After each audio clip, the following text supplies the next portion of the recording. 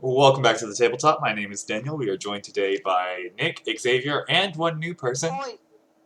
Gary Une. He will be joining us, if not today, sometime later. And yeah, he's just here. Hello. Yep, right now he's finishing up his character sheet, and I will introduce him either this time or next time when he's done with it.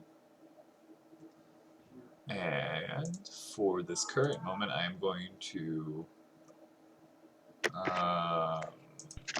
mute this server notifications. So we actually already were playing for like half an hour, but apparently everything was fucked. So Yeah, that was 100% my fault. I fucked everything. it's fine. We are back now, and the short version of the recap is that our Lucky started exploring around Southern Crossings and entered a tavern that seemed to have mercenary job postings up on the wall and many people drinking loudly and talking to each other, or drinking and talking to each other loudly, not drinking loudly. I mean, some of them were probably doing that too. And then he talked to a very drunk old man. Who, if you would like to recap that from what you thought were the important points from Lucky's perspective. Alright, so I just kind of walk up and I'm like, hey man, what can you think of this? I like slap the note on the table. And he's like, I could tell you if you buy me a drink. So I bought him a drink with like 5 jewel. And he was like, alright man, just gonna let you know, when you're going out there, you're not liable to find shit. And when you're coming back, you're not liable to find shit, but some shit will find you. And every time you go out there, you're probably not going to encounter the same thing twice. And then pretty much immediately after he said that, there's a huge roar outside, which I don't know what it is yet. I have my theories. And then he told me I best have deep pockets because I'm going to be here a while. And there we go. Not quite a roar, but more so like a rumble, a constant noise, not like a creature. Oh, I see. So, All I want for Christmas is trees. It kind of sounds a little bit like hail on a wood roof. Okay, so my theory's probably right here. Guy, what are you doing? You might know what this is depending on where you are right now. I'm roaming around the outsides of the town. Like around the edges of the town, or just like wandering through the streets, or what are you doing? Outside. All right. And is there anything in particular that you're looking for? I mean, if I heard that rumble as well, then I'm probably Not yet. for that. You got a little bit of time before that because Lucky was doing some stuff while we couldn't hear you. Oh. So you got a little bit of time to do something before whatever happens. I want to know what you're doing. I'm just roaming around the town looking for. And it seems to be interesting. Like the whole town basically is in the shadow of this wall that kind of curves out 10 or 12 feet inward. And kind of looks like it's like rolled over at the top almost. It's all in shadows and everything. Are you looking around over here by the kind of mountainy side, or over here where there's like the beginnings of like a little bit of some trees and stuff? The trees and stuff. Alright. And it's still very desert. It's kind of like African savanna trees, like the little scrubby, bushy kind that are don't have very much to them. You do see some small animals roaming about. Some like rabbit-looking creatures with antlers on their heads bound past and run away from you as you startle them. Could I try to kill one? You could. In what way are you going to attempt to do so? So I'm gonna fire water at them and freeze them, and then Alright. Pick them up and put them very high in the sky, unfreeze them, and drop them. You do realize that if you do this, they're not going to be very good for eating afterwards. So you probably should just use like an ice spear or something. Okay. Yeah, I'll You don't want to shatter them into a bunch of pieces. That's not going to make them good to eat. I'm not gonna shatter them. I mean, if you freeze them solid and then drop them from a very high height, they would probably break. I'll pick them up, and then I'll unfreeze them, and then they'll fall. Still, I mean, it's your choice what you want to do, but I don't think you want splatted meat. Okay. I guess I'll just stab them with the knife guard. Roll your magic for me, please. Do you remember how to roll on the Discord since you're not with Daniel this time? Yeah. Okay. Yeah. Okay. 1 second. Wow, Discord be crap. 1 second. Copy. Bop.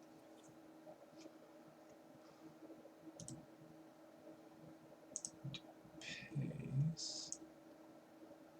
And then we're going to make this smaller. Oh my god, did we have 2 new follows? What? I have no clue. Yes, we I don't did. think Vanessa Blue and Cyrus Lee Inby. Hi. Thank you. Appreciate it.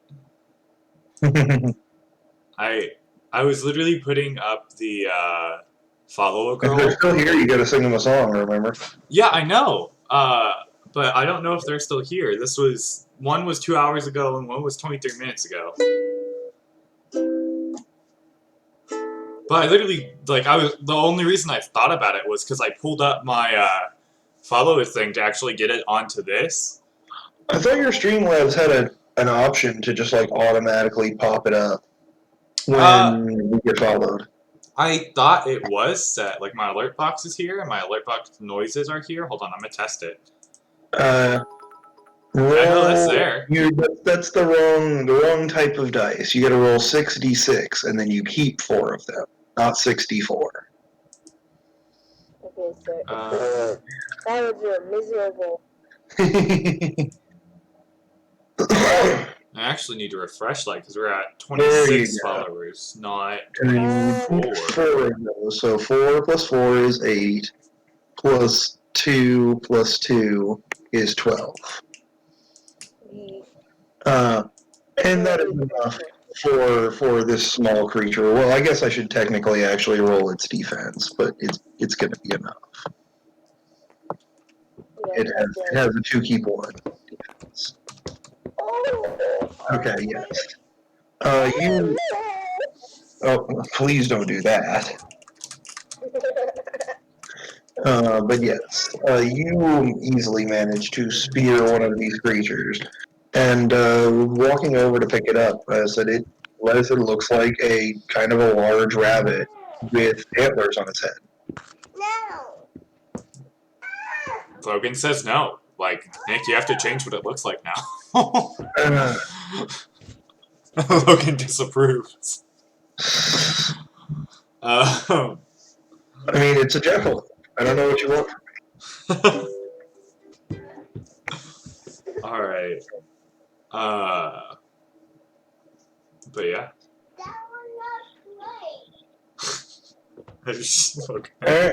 And about this time, you also hear the rumbling.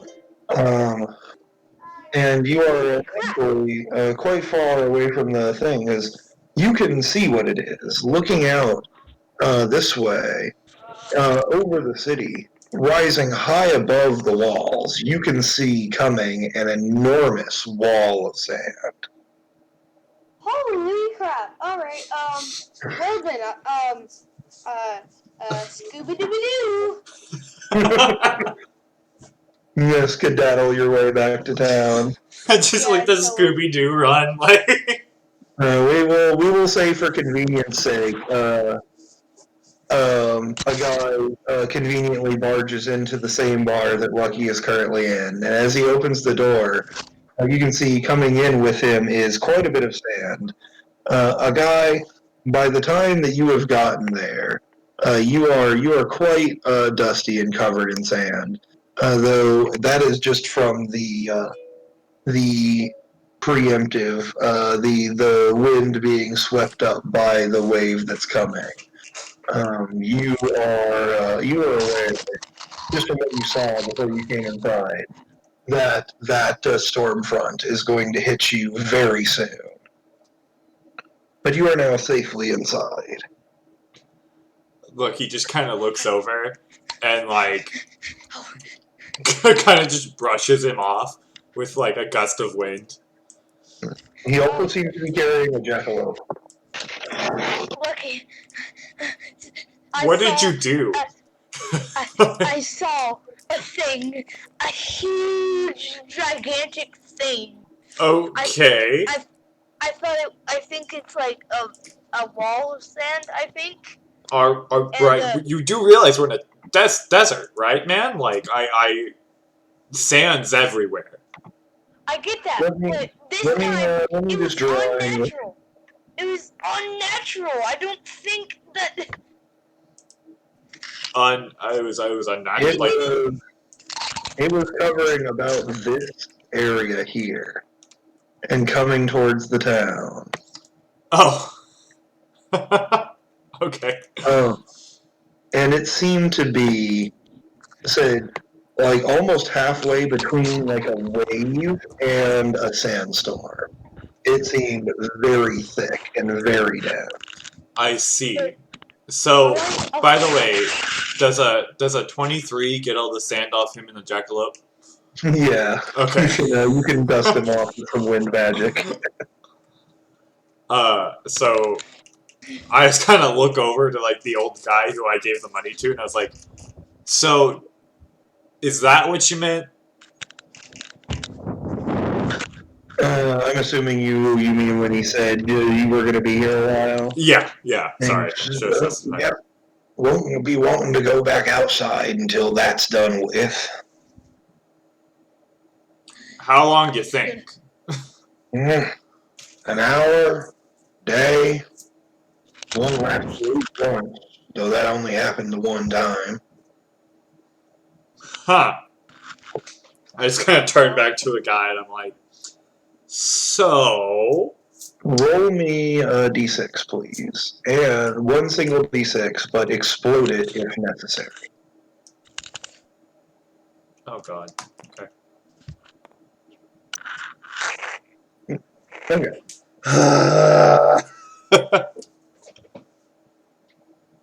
You're good. That wasn't a skill check for you. That was something completely different. Don't worry about it. Oh, okay. Okay.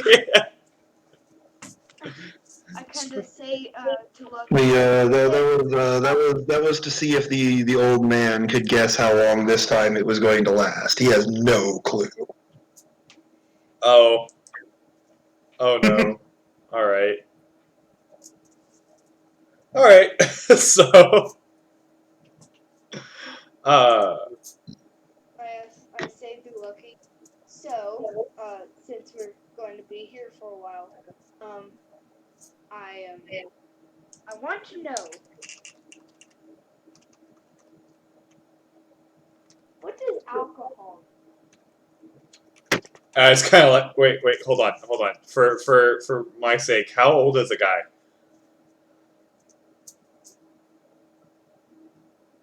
I think we decided he was like 17 or something. 16 or 17. What is the drinking age in this? I mean, this is medieval times. Basically, like, it's up to the bartender to decide if you look old enough or not.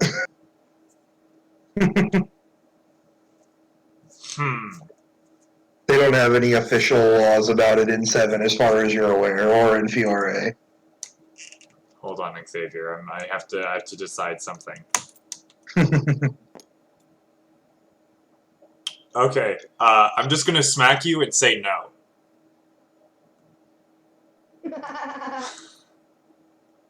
In case you were wondering, if it was above a 50, I'd say yes. And if it was below a 50, I was going to say no. I'm just gonna And if smack you you. rolled a percentile for it, I wasn't even looking. Yeah, I rolled a 31. So I just smack you and I say no. Not allowed. You're Americaing him. He's old enough to be a guild wizard and fight a Naga, but not old enough to have a beer. Yeah. You're pulling in America, like I said. I'm gonna ask Lucky one more time. Alright. Ah, just barely. I'm like, fine, okay. So The guy's like, come on.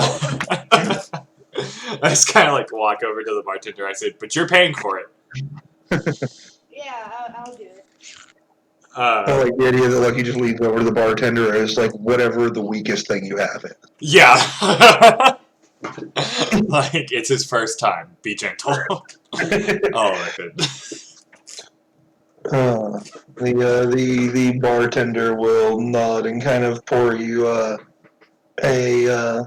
a kind of a watered down-ish mead. He will pour one for each of you, Lucky. It tastes all right. It's definitely not very strong at all, though. Yeah. This is like my water. Come on.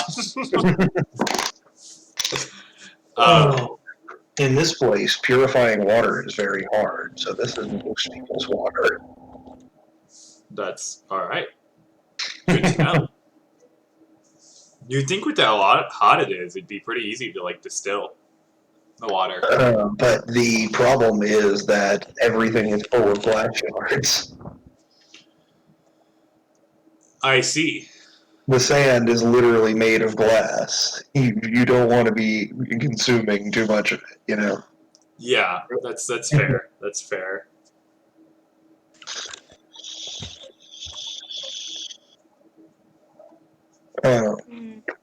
So Yeah, so basically their only method of purifying, like actual pure water, is with magic. I see. As you would expect from a desert nation, water wizards are very, very in demand here. Most towns probably have at least one who's like gets paid a pretty good amount just to hang around and make water and ice. I see.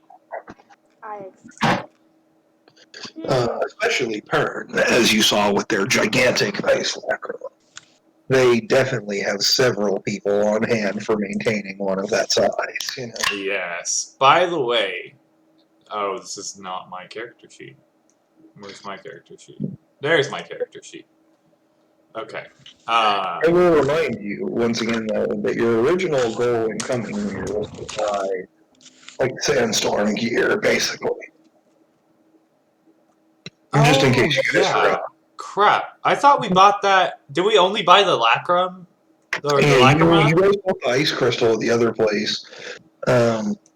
I think it was because we were getting fairly close to the end of the session. You guys just decided to move on and buy stuff next time in the crossings. Gotcha. You were going to go back to Pern anyway, because this lady wants you to come back and tell her what the wand thingy does when you figure it out. Gotcha. So I guess since we're stuck in this bar, I'm gonna go into the corner and just pull it out. Like pull out the. Sorry, I have the mind of a 12-year-old. Let me check something here. I'm gonna go into the corner and pull out the mystery wand. The mystery. I see. Alright. There's no recovering this.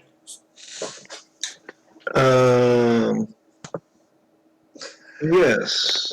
Quite interestingly,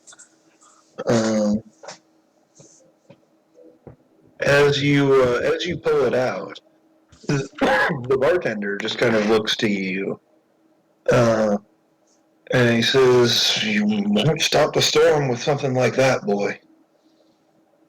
I don't even know what this is. He just kind of grins. Uh, and he says, well, what's it worth for you to know? As I check my wallet amount. I bought it for 200 jewel. But I'm willing to negotiate. I'll haggle a little bit here. Do you tell him that, or are you just talking to yourself, or talking out loud to yourself? Oh no, I tell him that. I tell him I'm willing Okay. to negotiate. He will kind of laugh a little bit. He says, oh, I'll tell you, you got a good price. So 200. He will kind of nod. All right, cool. Let me mark that down. I just kind of pass him 200 jewel. And he will say, hold it up in front of yourself like you're blocking me. Okay. And as you do, he will kind of raise a finger and shoot out a small jet of flame, which as it hits the rod, disappears into it. The jewel glows as it did when you infused it. And it continues glowing for 12 seconds, 2 turns, before it stops again. Huh. Hey, so Nick, so this is gonna be a very weird question, but is there a fusion magic? I mean, no, but you could probably create something like that, maybe, if you really wanted to. It would be a weird thing. I wouldn't suggest it, just because the problem with, like, the fusion thing in a game like this is you don't really want to try and have 2 people controlling the same character, you know? Oh, I had to completely like. I mean, we could like roll to see who controls the character. I It was would be not. an interesting thing, but you would need 2 people who both wanted to learn that kind of magic, and it would be weird. I wouldn't suggest. I was thinking like a different thing, like a Cain and Uncle Cain and Abel kind of thing. Like, I was thinking of a Piccolo thing. yeah, I mean, I got that. I mean, that's the thing is, I mean, there is an entirely a possibility that if some weird stuff happens, you could end up absorbing another person into yourself through various different methods. I'm just But saying, you So probably wouldn't want to I do it could as make a you wouldn't want to do it as a skill with like another player. Like you would want to that would be a thing like with NPCs, you know? yeah, but I was talking about like I was thinking like the absorb anomalous thing, which we never got to use. Sad face. To where Yeah, I like, mean that's I'm kind of happy because that's basically what Garion has decided for his power. So oh really? yeah, did you not hear this? No, I mean I was on the phone with his Isaac. is more random, but it's the same idea. Yeah, I was on the phone with Isaac like the entire time that you, Gary, and Amy were working on everything.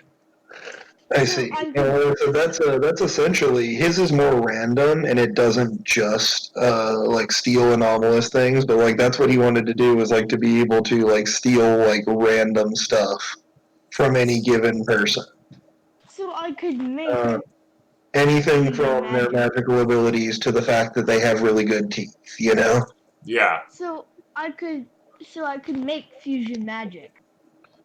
You theoretically could. You would need a person who is willing to fuse with you, though, which you currently do not have, but you could theoretically do something like that. If I ever need it. I was but what I'm like a Piccolo thing where like the person who's fusing with them has to be like, yeah, totally, you can do this. Yeah, well, and then that's why I say it's like you would need to find like an NPC or something that you have a good reason to do that. Because like that's probably the easiest way to handle it is just like if you fuse with someone like the Piccolo method, like you said, like they're in there now, you know. yeah. and they You're talk to stuck me. with them, you know. Uh, No. Fusing with Lord Guru. I have a question. So is hindering 2 a -4? Yes. Oh, Hindering. okay. Wait, no, wait. Sorry, I was so- looking. It should be -4 Yeah, that's what I said. for hindering 1. Hindering 2 should be -8, I believe. That's So, different. That's not make what I have on Lucky. so making Let me double check the thing. I think we may have changed that because yeah, I think we changed that at the same time that we upgraded perks and made them better to kind of balance it out, drawbacks and perks, you know? Uh, that's a so big thing though, because my hindering 2 is motion sickness, and Yeah, I do still think that so making this um, fusion magic would cost let's more, see. right? What if we add the condition to your motion sickness that you can make a sufficiently high body defense to ignore it for a while? So that. Or I guess maybe I don't know. Maybe it would even be mind defense. Talk yourself out of being sick. You know. Okay, but I so need to change my. Okay, I guess I need to change that. so Let me double check it. I may have just decided to leave you guys with the slightly less ones, but I think Because we didn't. I okay. haven't touched any of my drawbacks. Yeah, just leave it like that for now. Okay. Because I'm not sure. Let me check. making a fusion magic would cost more, correct?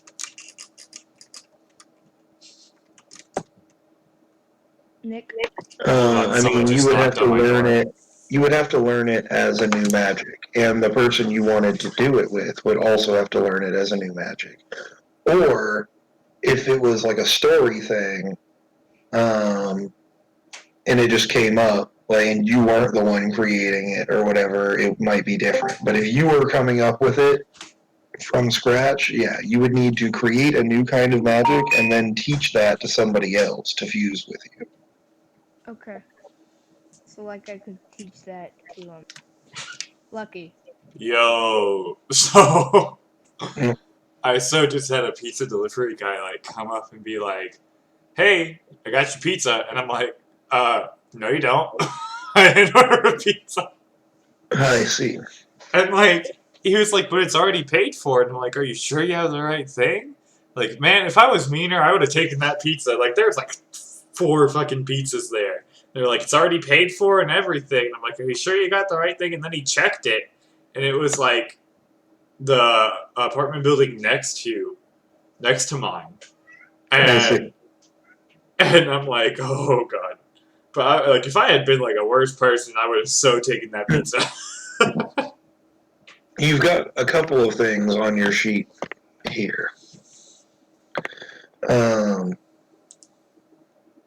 and I will say, like I said, I'll leave it up to you guys whether you want to go with the higher bonuses and higher penalties or the lower bonuses and lower penalties. But I think lower Uh, bonuses and lower penalties because we haven't really like added those bonuses, like all the bonuses we have, well, except I will for say a guy does have 2 training bonuses, which is what got increased, basically. You know. hmm, okay, I guess yeah, I haven't Wait, added what? any of the new things. What? I have 2 bonuses? You have 2 training fees or training perks, basically. What Yeah. I was saying, or I was telling him, like Lucky doesn't have any, but you have 2 of them. Yeah. Um, I was going said, for like an Abhishek guy, like able to like improving all of my skills, you know? yeah, and I mean that's totally fine. Like that's you can always either kind of go for the general approach where you know spread your skills out, or you can go to be like really really good at like 2 things, you know. Hmm. Um, but yes, I will say here, I for some reason, listen, I no longer have the ability to edit this document here. I'm just going to request edit permission. For me? Yes. Yes, let me... But there are a couple of things here that should be tweaked. For one, your tier 3 perk there is one dice too low on your bonus. And I know it doesn't actually give you anything right now because your actual base skill isn't high enough, but it still is one higher than that. You know, Which one? My... your lightning god's gear, and Okay. then the scythe of reaper, you have the bonus right, but it is only a tier 2 gear, not a tier 3. You said tier 3 when I put it in there, sir. I don't think so. Pretty sure You I told said... you tier 2 plus 0 Q2. Either way, it is supposed to be a gear 2. Oh, no, never mind. Okay, it is actually a gear 3. I lied. I forgot. I know why I did that. Secrets, don't worry about it. That's... Well, you told me then. Because it has... Also, alright, so that should be one higher bonus as well. Oh, no, never mind. That one is not. Because it's 2 for the bonus and 1 for the far shot, is why that one is. Yeah. Yes, I'm just being dumb. However, up here on your thwack skill, do remember, you can only effectively use one of these two things at once. Because Reaper Scythe is a large two-handed scythe, and your Lightning God's gear is dual wielding. Yes, you told me that. Yeah, so you can choose which one to use, but it's still only going to be keep 3. Or keep 2, depending on which one you're using, you know? Yeah. Are we And then your other ones will be keep 3, which won't make too much of a difference for your plasma, but it will for fuck, you know? Yeah. And it will for your other thing as well if you ever actually increase your spirit, you know? Yeah, I think I actually am planning to with the experience I get today. you gotta fight you a Naga. Well, I'm trying here. Alright, so I think that's the tweaks that need to be made there. Gotcha. Yes. I forget about your lack of self-confidence one. Yeah.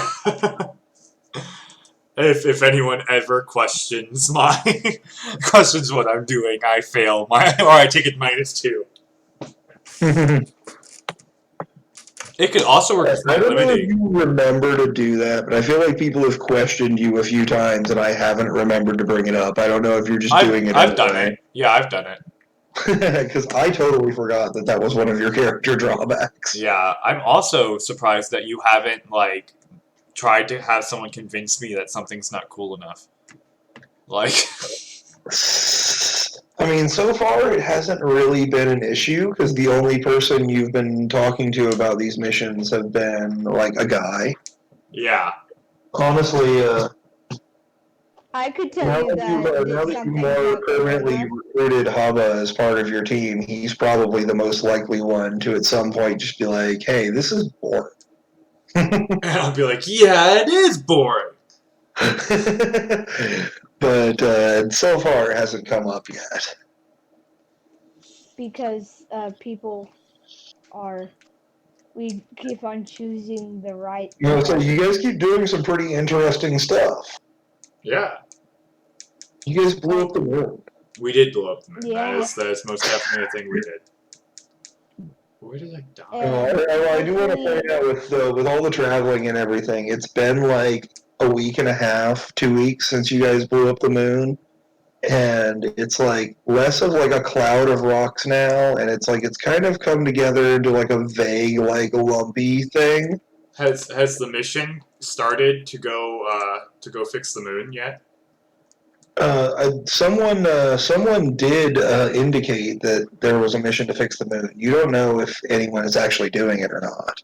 But the moon seems to be coming back together, so you might guess that someone is doing Gotcha. it. Gravity. What? Gravity magic. Gravity could do it. That was not one of the requested positions for the Fix the Moon job, but it would be fairly helpful. Yes. They Then we said that wouldn't they have needed so at many least tides. an Earth Wizard, an Air Wizard, and a Teleportation Wizard. So a Gravity Wizard would definitely be a nice fourth spot. Yeah, that's gonna be really cool. Is there any gravity wizards in this world, though? There absolutely are, yes.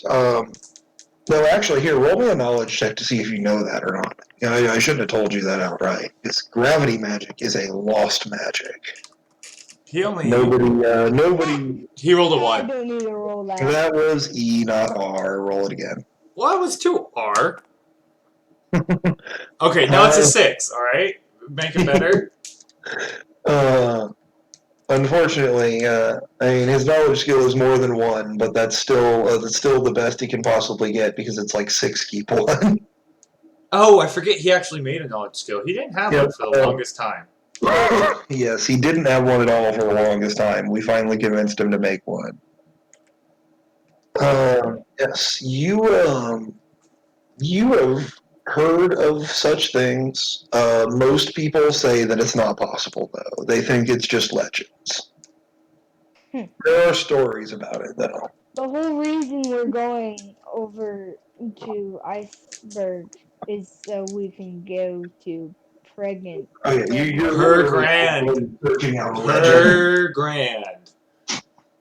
Pergante. It's per grand, or if you must say it wrong, the Pregnant Kingdom. Pregnant Kingdom. Let me say Pregnant Kingdom. What's wrong with saying Pregnant Kingdom? Because it's per grand. It's pregnant. But it's at least funny wrong. Okay, all right. But yes, whatchamacallit. Yes, you have heard stories about people being able to flip gravity upside down or crush people with their own weight. Though most people think it's a legend. Dragon Ball It is Heroes. it is a magic that used to exist, definitely. But you don't think anybody alive right now knows how to do it. Does anybody from Unless the you actual unless fairy the tale? stories about your arch wizard are true. Maybe he does. Hopefully my atomic wizard is true. Sure. He is one of the biggest legends in the world. Many people claim to have seen him. Very sporadically, though the stories oftentimes are kind of crazy. They don't sound too realistic. Okay. Well, I guess that's probably it when you have atomic magic. You I can feel like you legit were focusing blow on this atomic. one thing. You can blow up atom bombs everywhere. That That's was not one. what. That was That's one of not the what. stories that you heard, was that he snapped his fingers and destroyed an army. Wait, if I learned that from the Pregnant Kingdom, I can save the Civil War. Do do do do do. And I can stop Did you say it. Civil War? Yeah, in Pregnant Kingdom. I'm Yes, pretty sure you nuking forget it is not going to fix the war. I was about to say, I mean, blowing stuff up typically is not going to fix the problem. But I was going to say, did you forget that they were having a civil war over there, Daniel? No, I just didn't I didn't know he was still talking about per grand. Yes. Pregnant. He wants to assassinate their god king. I see. I mean, I do Did you remember forget this. about this? I do remember this now that we're talking about it. I just forgot. We were off for a week. A week happened. Yes. And I still A guy's remember plan this. is to go to this country under civil war and assassinate their immortal ruler. Who isn't immortal, or He maybe, reincarnates. He's kind of immortal. or maybe it's like Master Roshi. He drank from the fountain of youth, No, listen, and now he lives forever. I don't know if you remember, you found this out last time. Whenever he dies, he is reincarnated, reborn into a Yeah, new yeah, body. you already told me this, but Yeah. but So, he like, I mean, maybe, he can die, and he can get old, but if he does die, he just comes back. yeah, or they think he just comes back. Yes, I mean, you don't actually know whether or not that's true, but that's what you were told. But yes, what are you guys going to do? Are you just going to hang out in this bar and wait out the storm? Yes, and I'm gonna buy some more water. Well, water is actually fairly expensive here, but you can definitely. I assume you want to fill your container back up. Yeah. That will cost you about 20 joule. Okay. Um, but I have like 100,000. yeah, I Who know. cares if it just costs 20 Uh, jewels? I know you. I mean, you guys are stupidly rich. That's the thing with adventurers. Everyone knows that being an adventurer is the best paying job. For some But reason. the this is like probably like 4 times what you would normally pay for like a big meal or whatever. Like it's a decent chunk for just water. I don't know if you heard me telling Daniel earlier. Like they don't have very much water here. Most of it that they have is made by water wizards of a different type than yourself. I'm a water wizard. You are, but you're not the type that makes things out of nothing. No. I mean, I'll have to run for it. I mean, I can be like, uh, They I forget. even someone like you could maybe pull water up out of the deep earth through the sand, though it would be very difficult and very hard to do. You know,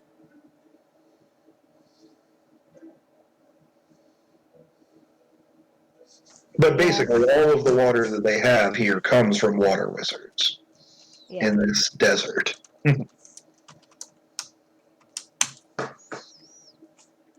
But yes, the storm seems to calm down fairly quickly.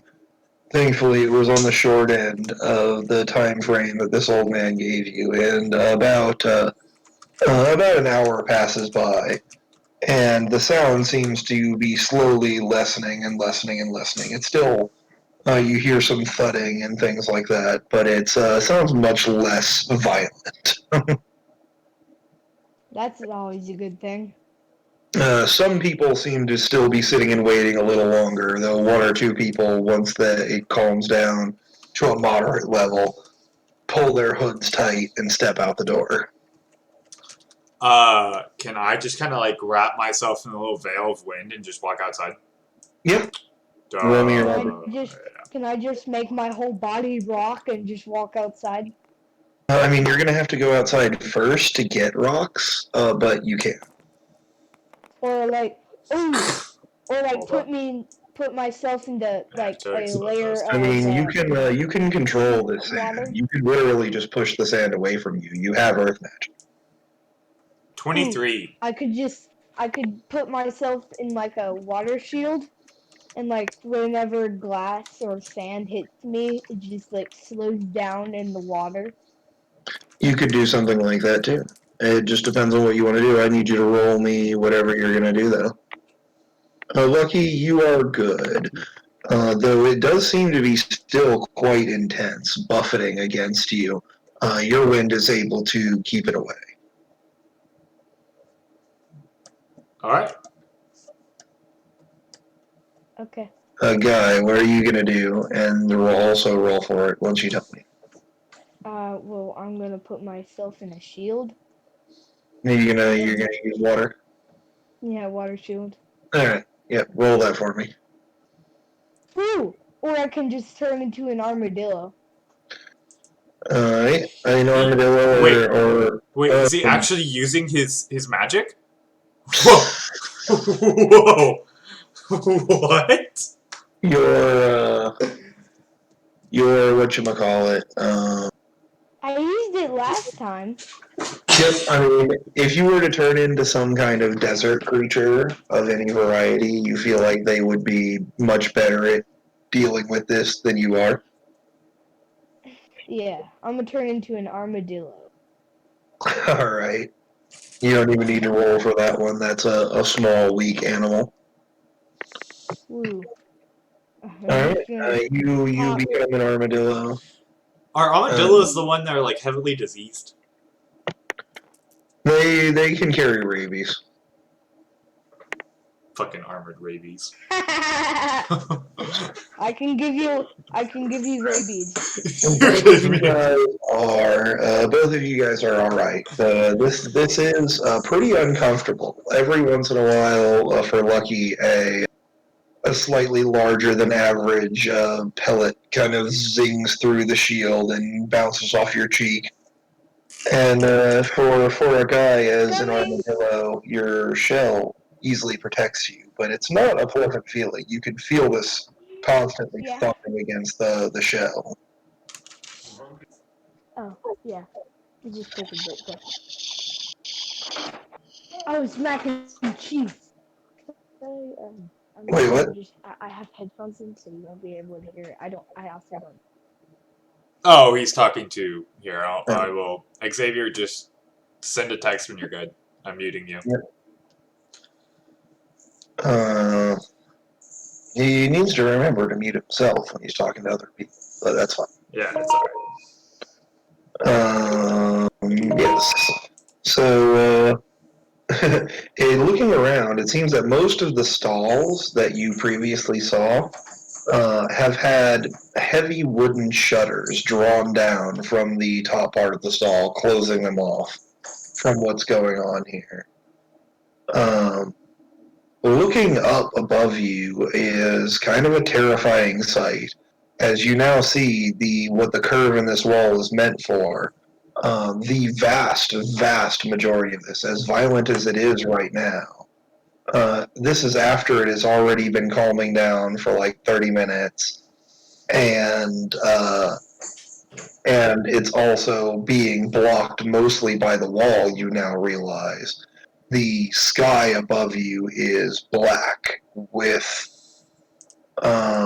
just dust and debris, with the occasional glimmer of light shining through the glassine particles. I see. You can Oh, I see a didn't mean to clear roll that. division where most of this is being directed upwards by the wall, and it is kind of arcing upward over the town and coming back down to the ground on the other side, outside of town. Yeah. Huh. By the way, I'm just rolling to roll these dice. I don't have anything I'm trying to do. In case you're I wondering. was about to ask, why are you rolling dice? I mean, if you have something to look at here, or if you want to roll a knowledge check, or whatever. I can roll a knowledge check. Actually, your senses, sharp eyes would be the most helpful here. Okay, let me just get rid of one of these. And then flap, flap, flippity blap blap. That is a 14. All right. Because it does Yes. this. Looking up into this maelstrom, you can see that there are many things quickly whizzing past that are not just sand or even glass. Pieces of wagons, rocks, bits of shattered debris, shards of metal, and in one case, even a hand, dried and mummified, you see zip by far overhead. Oh! The wall seems to be keeping out everything except for the less or the least bit of this dust storm, or of this I see. As they call them, you would have heard the term in the bar while you were waiting it out. They call this a rift, the rift of the expanse. I see. Damn. Okay. And you get many corroborating stories that tell you the same as the old man did, that these could last anywhere from an hour to a week. Yeah. And that several people, as it starts to slow down a little bit, or at the very beginning of it, will tell you that they can already hear it slowing down, and this won't be long. I see. By the time you go outside, there's probably, according to the patrons of this bar at least, about an hour or so before the sky is mostly clear. Okay. Trying to figure out if Xavier's good. I want to mute him and see if he is. I did. Oh. Xavier, are you eating dinner?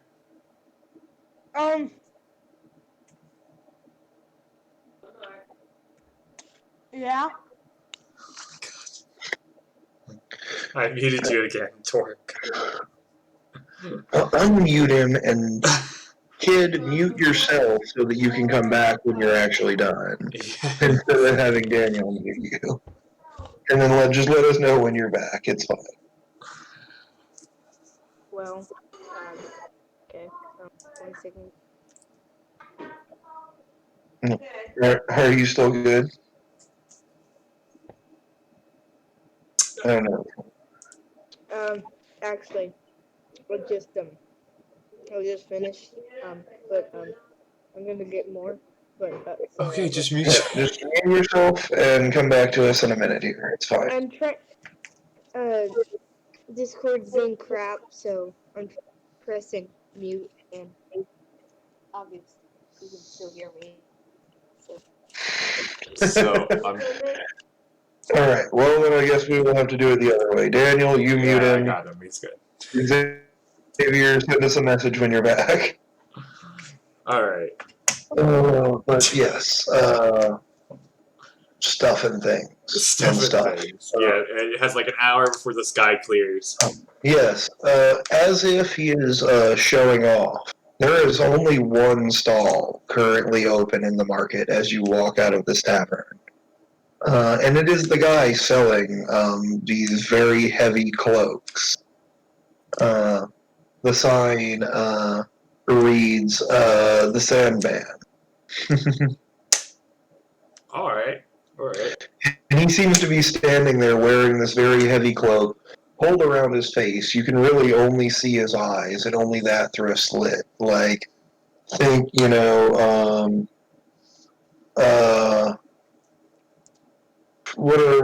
are the little sand people Like Ewok? from Not Ewoks. from Star Wars? I can't remember now. Jabba? No, they're not Ewoks. Yeah, Jawas. Like, think like a taller Jawa. Like, that's how this guy is wrapped up. And he just seems to be standing there, paying no attention to the storm blowing about him. Yeah. He seems to be calling out and trying to sell his cloaks to the people passing by who went out in the storm early, like you did. I'll kind of walk up and I say, "Hey, how much?" He will kind of look you up now and he'll say, "Oh, yes, I have one, I believe, exactly in your size." And he will pull out kind of a long cloak with kind of a high collar and a hood inside the collar. And he will show it to you. And turning the edges of the sleeves inside out, he will show you the tiny gemstones sewed into the inside of the cuff. And he will say, "They hold wind magic. keeps you perfectly calm and stable. No effort to yourself. He kind of gestures to your like wind shell. I, You wouldn't even s- need to pay for a recharging after the first cost. I see. And I just say, I'll be right back. I'm gonna walk around and I'm gonna put on Reaper's robe. He's just gonna kind of like duck out of sight and throw on Reaper's robe. Uh, Yes. as you do, this the wind shell that you were holding up, it doesn't seem as strong. You don't feel like it would stop an attack or anything like that, but it seems to be holding the same function.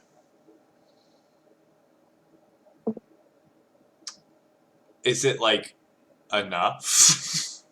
Yes, as you put on the robe, even though it doesn't cover your face or anything like that, it seems to protect you. Huh.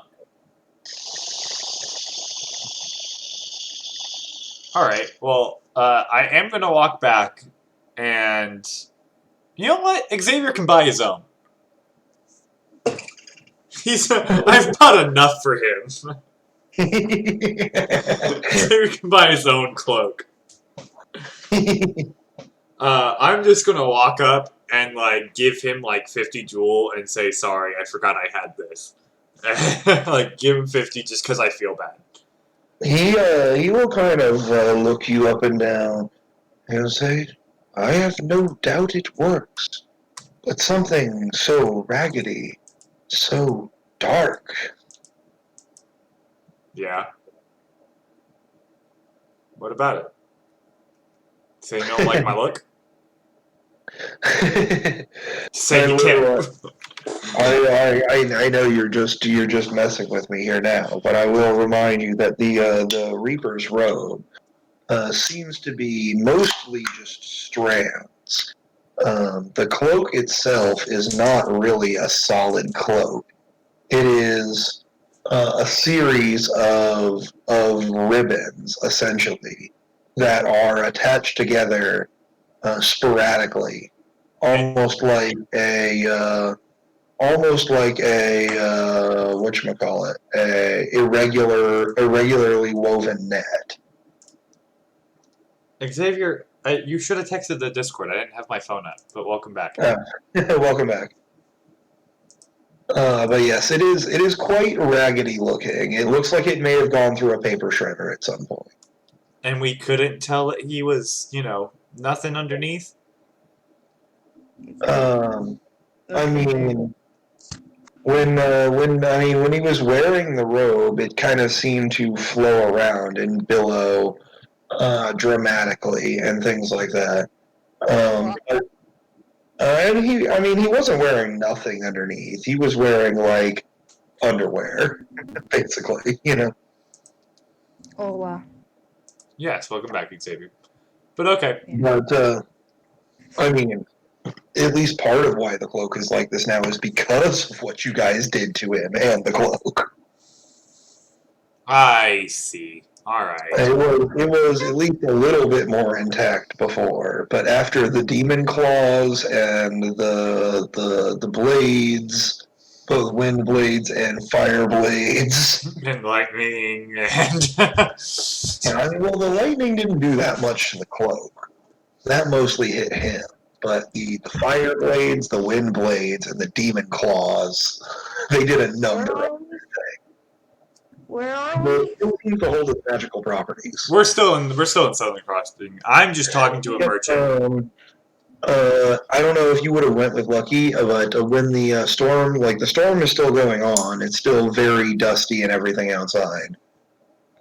But it calmed down enough that like some of the people started to leave, and Lucky decided, oh, it must not be that dangerous then, and he went outside too. Oh yeah, you did too. You turned into an armadillo. Yeah. All right, so yeah. So you're there when this guy he's showing Lucky this cloak. He doesn't even seem to really notice you as an armadillo just sitting on the ground. But he's showing Lucky this cloak and talking about how it's imbued with wind magic to keep the storms away. And then Lucky whipped out Reaper's cloak, which you thought he burned, and put it on. All of a sudden, The armadillo just starts speaking. What do you say? Hey, I'm an armadillo. Look at me. He just kind of looks at you and then looks at Lucky and then looks at you and then looks at Lucky. He says, "What's that?" That's my friend. An He- armadillo. He's not an armadillo. He's an I actual am an person. armadillo. Oh, I I am can an agree with armadillo. it. You cannot say I'm not an armadillo because Technically, right now, he is an armadillo, but normally he's a person. No. I'm just Oh, technically correct. The best kind of correct. I am a armadillo. Hold on, that was a 654. I rolled my knowledge to see if I could tell if this was actually good. It was a 15. Wait, what? I said I rolled my knowledge to see if this guy's trying to like bullshit me to get him to buy something that's not good. I mean, you definitely, with that roll, you definitely don't think that it would do any more than Reaper's Cloak, which you are currently wearing. No, it seems like it is quality. Okay. So I'm just gonna look over to. He's trying to sell you on the fashion of it and not having a ratty, torn up cloak, more so than saying that it's better magically. Gotcha. So you just say my looks weak, man. Come on. What is this? I'm just gonna kind of again like politely decline by saying my armadillo friend here. He might want one. He kind of looks and he will pull out the smallest one that he can find. He will say, "I don't think I have one small enough for an armadillo." I just kind of look. Okay.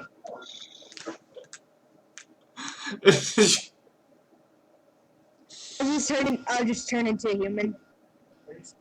He, I he, just turn into a person. he just kind of blinks and he's, "Oh, that's what you were talking about." I was like, yeah, you didn't know? I mean, come on, man. Yeah, I am, and not armadillo. I He, wasn't really expecting you to. He just kind of looks around and he says, "We don't get many of the stranger types of wizards out here. Most of our magically talented learn to control water, for reasons I'm sure you can see." Yeah. He kind of gestures around all the sand. Xavier's just like, but wait, there's more. But yeah, so now that you have turned into a human, he will shuffle through again and pull out a cloak that is more so your size. And once again, kind of giving you the spiel in case you couldn't see it from Armadillo angle, showing you how there are gemstones inside the sleeve. He assures you they come fully charged and they will last for several days. And since your friend is a wind wizard, he can easily recharge it for But would I? you. I ask him, what does it boost? What do you mean? Like, does it boost my magic? It protects you from the environmental effects of things coming at your face very quickly. Small things, like I pieces of glass. By the way, now that you are a human, please roll me a body defense. Flex, dude. Flex, dude. My flexing will help me. I'm gonna use that Kaioken times 10. You don't have that. You could learn how to do something like that. That's basically what Lucky's ultimate is. Yeah, it kind of is actually. You're right. I could become Kaioken just like Kaioken! Or maybe like call it something. Something that sounds like a ripoff. No, that's pretty much what Lucky's Ultimate is. You can build a skill that does that. I want you guys to look more into the special skills and things like that. Like, I know the system's complicated, but like when you get more points, I hope you guys decide to look into it a little more. You know? Oh yeah. I mean, right now we're just trying to buff base attributes. Yeah. Right now, I'm trying to become the Avatar, and Yes, I'm aware you're trying to become the Avatar. You want to be able to control all 4 elements. You're getting there. You'll get there eventually. You know, The secret extra hard difficulty of this is that in this system there are way more than 4 elements. I believe there are 16 actually. that you've talked about. I mean, all of the ones that I've talked about and brought up are not things I've invented. Yeah. By the way, where is Cornifer and what is this? Who is this? And Fog Canyon. Will you play it, or you're playing Hollow Knight? Yeah, this is like a completely like. I am not opening an account. I found the banker. If you open an account with the banker and give him 4,000 geo, he steals it all and runs off to the pleasure house. But then if you go there and beat him up, you can get like 6,000 back. Intriguing. You actually end up making money out of it if you go and like beat him up after he steals all your money. Anyway, back to the story. Sorry, this was like a little side tangent. Yes. Yeah. Like I said, he will tell you that the cloaks are 3,000 jewel. Okay. I just kind of nod. I'm not buying one. Hobbo will buy one. He kind of as the guy goes to pick one out for him, he kind of waves his hand away and points to a red one that he's been looking at, and he pulls it out and hands it to him, and he hands over a small bag of money.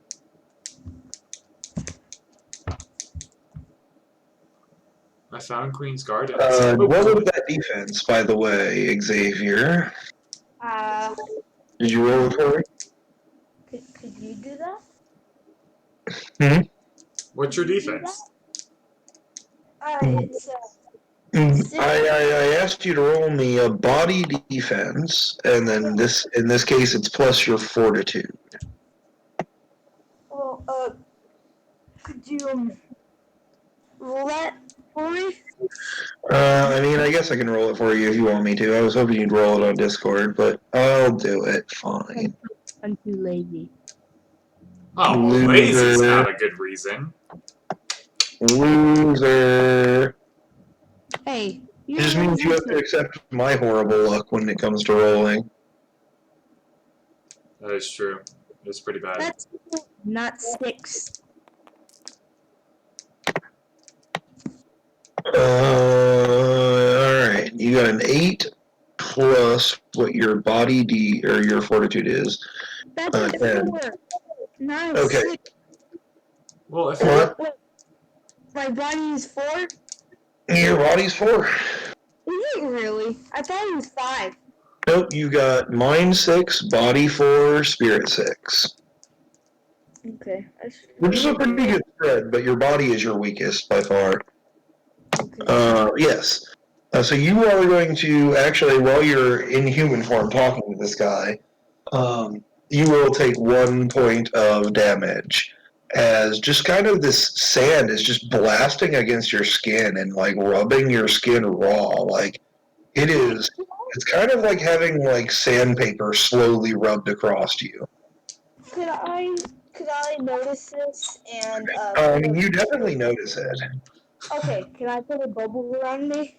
Yes. I mean, you've already taken the 1 point, but you can protect yourself now. Yes. You're going to take the 1 point regardless, but if you do something now, it will stop you from taking any more. Yeah. Oh, yeah. So this sand is pretty brutal.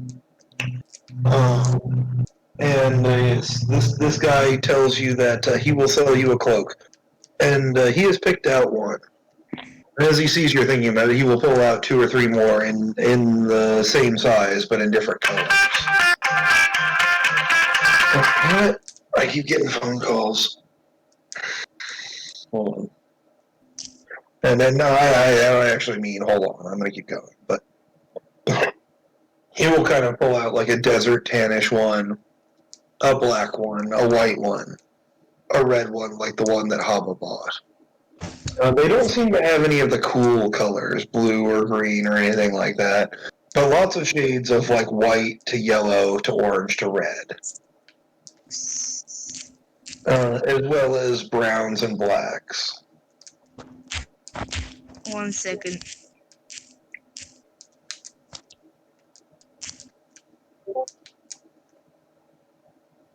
Okay, so that is 10 Wait, what are we rolling for? plus. So I got 19. What are we rolling for? What are you rolling for? Water magic. Oh yeah, you were able to protect yourself for now while you talk and everything. So you do have to use one of your 2 actions every 6 seconds to keep this shield up. And he will do the same pitch to you that he did to Lucky when he first approached. He'll say, oh, I clearly see you can defend yourself, but if you don't want to have to focus on such menial tasks, one of my cloaks can do it for you. I took a bit of my skill, and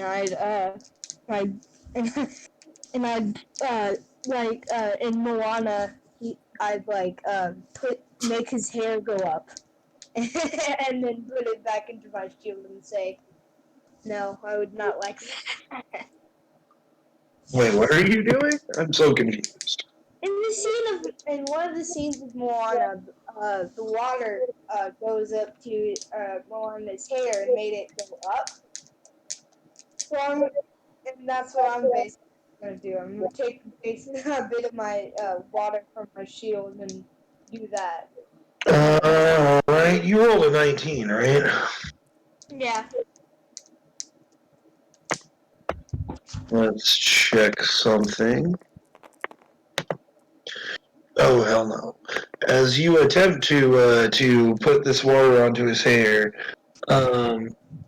you notice that the inside of his sleeves flashes where he showed you these gems were, and a barrier of wind similar to what you saw around Reaper stops your water. It is not able to touch it. And then I pass him a bag with 3,000. I like this. The guy is like, all right, I tested it. This seems worth it. Here you go. Don't forget to mark that in your stuff, X. Or I guess I can. Yeah. Mark your 3,000 deduction. Yes, but he will give you a cloak. Which one did you want? What color do you want?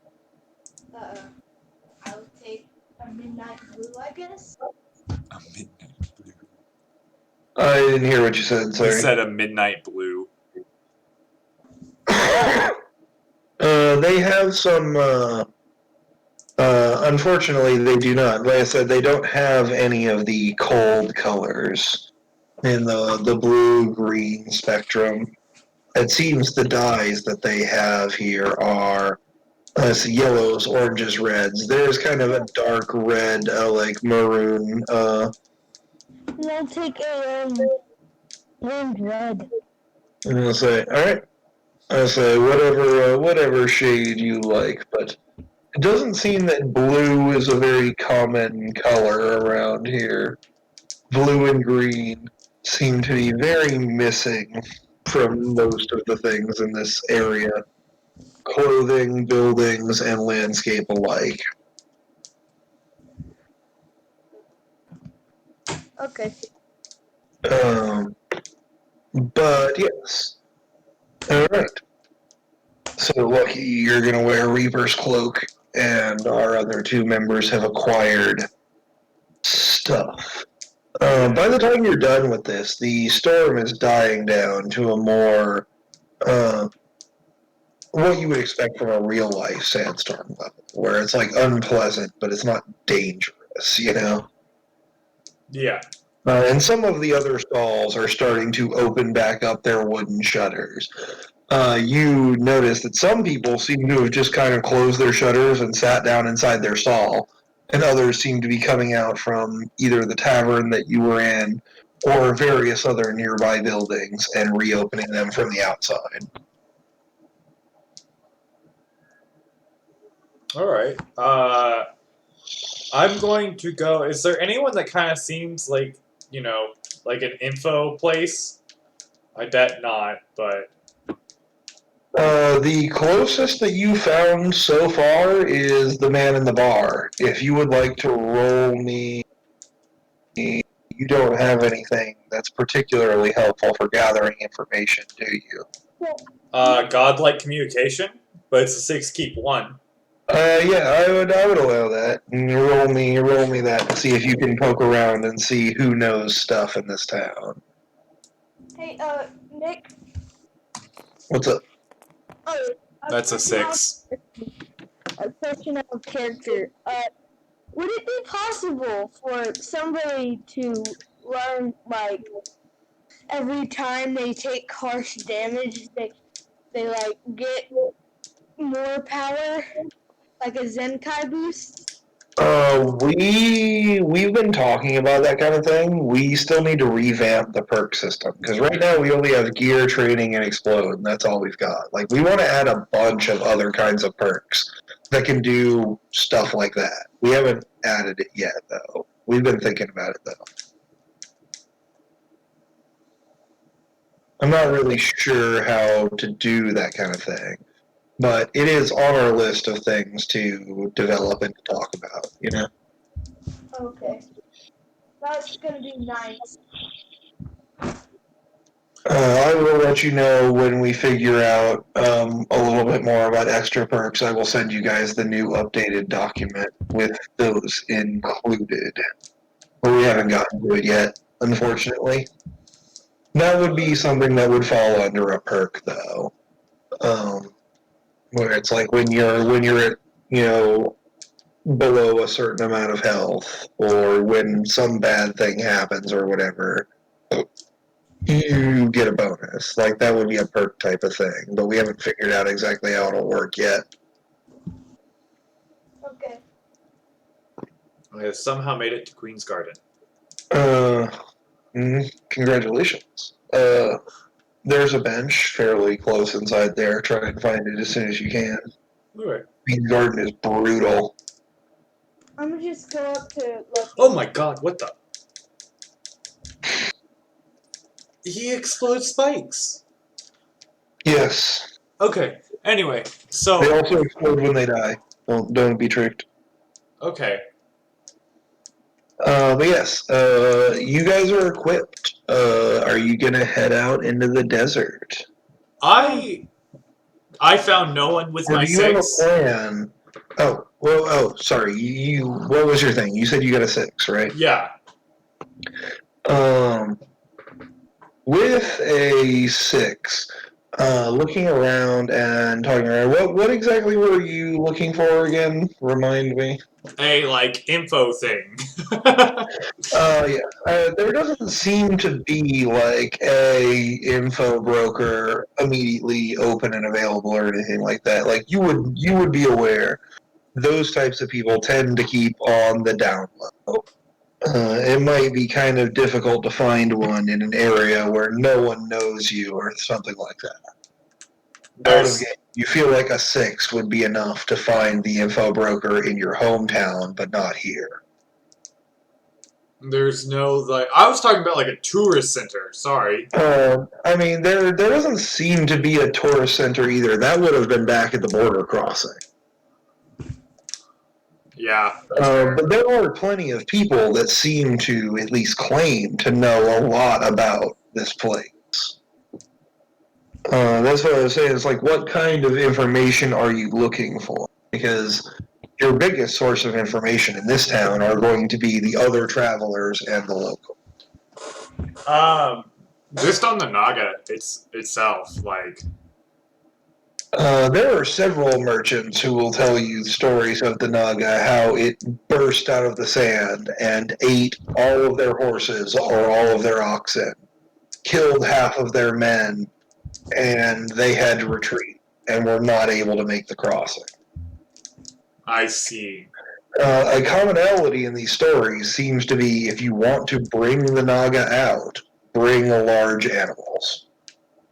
I see. One man, however, you're not sure whether it's true. He seems a little bit off his rocker. He will tell you he was the only survivor of an attack by this creature, and that he escaped by moving very slowly and very carefully. He will tell you he thinks that the creature is not particularly hungry for these large beasts, but that it feels them because of their weight. I see. I have no idea. And he seems a little bit crazy. You're not sure whether that's true or not. It's a clue to go on, at least, though. Yeah, it's something we didn't have before. He tells you that that by ditching all of his gear and clothing and creeping out naked, reducing his weight, he was able to escape the beast. Interesting. Get me. Okay, we can both fly, so, Oh, that me. That could be a way to catch him off guard, though. We can just fly. Oh, I thought you were about to say, I was like, Xavier, if it's by weight, you know, if we're not on the ground, then... But that also means, like, we can, like, shoot the ground and potentially draw him out if that's true. You've got ideas. You've got plans. I'll figure out what you guys are going to do while I real quick go to the bathroom, and I'll be back in just a second. Maybe we could, before we, fight the Naga, maybe we could, do, a spar or something? What do you mean? Like a spar. Like, we will learn, get new moves. Like, But, I don't know, I guess I'm confused at where you're going with this. so, make our own little moves that we can use again. Alright, I'm back. Okay. Xavier's confusing me. Is this, do you mean, before we go? Or, while we're there? Before we go. You want to spar. What's he saying? What's going on here?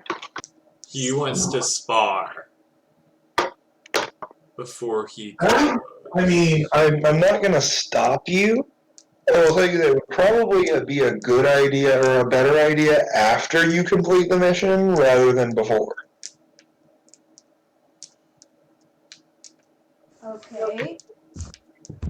I mean, you guys are pretty powerful. There's a pretty good chance that even, you're not trying to kill each other or anything, but, if you guys spar, you guys are going to take some damage. You might not want to do that before a fight. Okay, I guess after? Okay.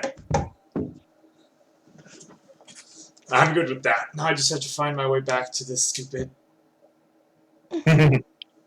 I'm gonna just make my way out to the empty area. What do you mean, the empty area? The Great Beyond? The Expanse? The Great Expanse is what they call it. Out here. Yeah, if you head that way, the large wall around the city looms before you. Um, and walking up to the wall, you can see, as previously I mentioned, the giant gate here in the middle of this that seems big enough for massive creatures or armies to pass through. As you get closer and closer, you realize that set into the bottom of this gate are multiple smaller doors. Um, some wagon-sized, some person-sized. Uh, and there seems to be attendants. Not quite guards. They don't really hold themselves that way, but they are armed, each with a slim dueling sword. And they seem to be holding a notebook and a pen. Uh, or rather, they have a notebook and a pen sitting atop a small enclosed desk with a glass front upon it and the back wall being built into the stone of the wall itself. Okay. I'm gonna just walk up to them. Let's say, are you guys? I assume you guys are just going to head to the smallest door because you don't have a wagon or anything to bring through. But Yeah.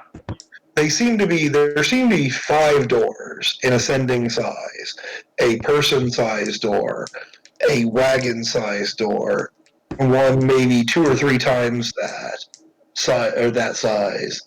A relatively huge one set into the left half of the massive doorway itself, and then the huge ones that you can see no matter where you are in town.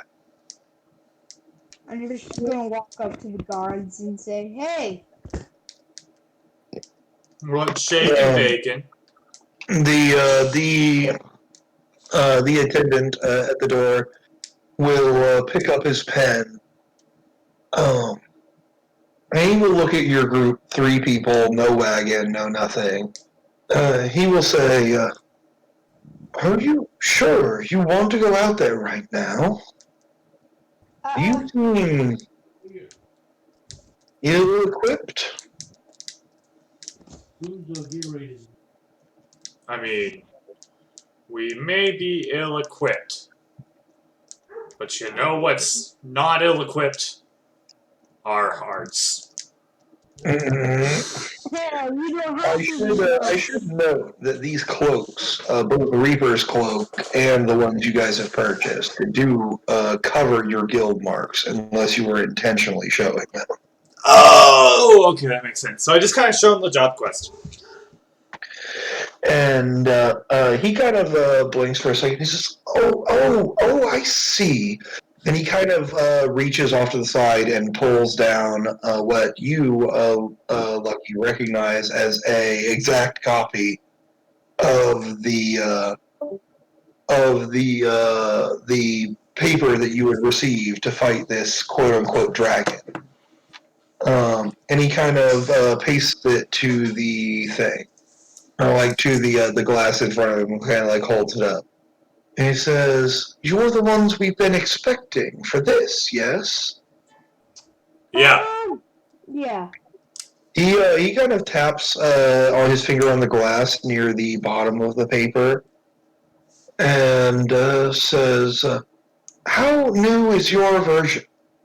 Looking at it, you realize the reward on this version that he is holding up is much higher than your version. Oh, I don't know. It's It also, at the top of the paper, now seems to be listed under the rank of S. huh. I just kind of look at Haba, and I'm like, Oh, I forgot Hava was with us. he's Yes. He even. has donned the red cloak he purchased and is kind of trailing along behind you guys. I look at Hava and say, I forgot you were here. I was wondering why he said 3 people. Why are you so forgetful? You I talked to don't me know. not 3 hours ago. I don't know. I'm just thinking about Pregnant Kingdom. I just kind of look to the attendant and I'm like, I'm sorry, and I just kind of like slide in the flyer that we have. She will hold it up, and she'll say, "Oh my, this one is at least 3 months out of date. Are you aware of the new and present dangers?" Yeah. No. She kind of takes a deep breath and thinks for a second, and then she just, rather than explaining this to you, takes the version that she has and pulls out a bright yellow highlighting marker and highlights several sections, and then passes it to you through the small slit at the bottom of the glass. I'm going to read The it. differences seem to be the rank has been bumped up from A to S. The reward has been doubled. And the highlighted section in the block of text on the paper seems to indicate that it has recently been discovered that the Naga has children. Shit. Oh. So we're gonna kill the children? There are now, as this paper indicates, not one Naga to be concerned with, but one big one and 3 little ones. So should we kill the We're supposed to kill them all, The right? job is to not even necessarily to kill them, but to get rid of them, and they want them all gone. I mean, we could They drown don't seem to care if you kill them, but if you send them to another country or whatever, these people don't care. They just want them gone. I have a question on Reaper's Scythe. Okay. It's far shot, right? So that's the tier 1 one? Yes, far shot is the tier 1 of increased range. It doubles your effective range to 60 feet. I see. If And you already have far shot, which I believe you do because I gave it to you, oh yeah, that's right. Yeah, I do. then it goes up to the tier 2 version. Far shot tier 2. I can't remember what the tier 2 of far shot is called. We gave them all funny names. Very, very punny. I think it would be fun to see far shot 2. Tier 2. Far shot 2, electric boogaloo. I see. No, the second tier of it, if I can find it here, is called 100-yard stare. 100 Which yards. increases, and it is double, then triple, then quadruple, then quintuple, and then unlimited are the tiers for range. Yes. So far shot is 60, which I believe you have. Literally. Yeah, Because say of, I gave that one to you as a bonus perk because just you because of lightning. consistently fight from long range. Yeah. Uh, Yeah, and then so I only 100-yard stare is 180 feet. So your lightning and your fire is 60 feet, whereas if you're using Reaper's Scythe, you can throw wind out to 180. nice. So I can and then I can fly now without any. Yes, you have flying as a movement speed, and as an action, you can carry up to people up to your ranks in your magic skill. Yes. Okay. So All you right. can fly by yourself, basically just as you would normally move. It's exactly the same as normally moving. You don't need to roll for it or whatever. And then if you are actually going to roll for it, you can carry people up to your skill. You know. Yes. I see.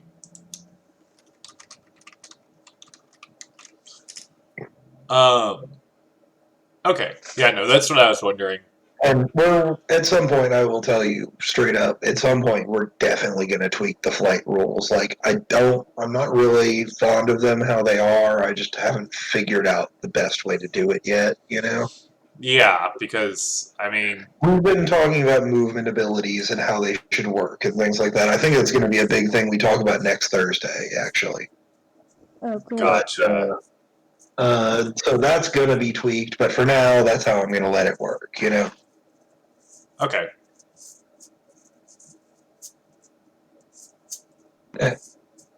So yes, are you guys going to? Well, once you've received this, the attendant will kind of pull a chain inside their little booth, which seems to crank the little door next to you open. It's maybe 8 feet high. It's a pretty big door, but it's a person-sized door, which itself seems to be set into a much larger door, which is set into a much larger door. And then the opposite side of this double door system is one big door set into the main door, you know? Yeah. Uh, I walk around me. Is that as what you we're open singing? it up, We're singing Boulevard of Broken Dreams as we walk out to the Naga? Yes. as the door creaks open, the sand seems to buffet in much more intensely, even though the storm is almost over by now. Opening this door and being exposed to it without the protection of the wall is nearly as bad as when you first walked outside almost an hour ago. Gotcha.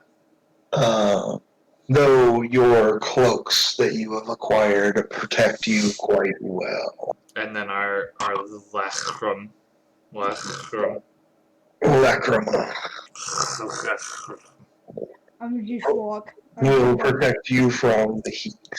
Yes. Alright, so what is the plan here? You guys are out in the desert. As you step through, the door quickly closes behind you. And quite possibly alarmingly, as the door closes behind you, you realize the door is stone backed and very tight fitting. You can only barely see the outline of where this door is against the rest of the massive stone wall behind you. You feel like if you took any more than 20 feet worth of movement away from this spot, it would be difficult to find again. I am going to pull out Reaper's Staff. Or Scythe. And I am going to make one big swiping motion, probably in vain, but you know what? It's worth a shot. And try just to, like, blast a column, if even very brief, to see if we can see anything. What do you mean? I'm going to try and, like, knock the sand and shit away.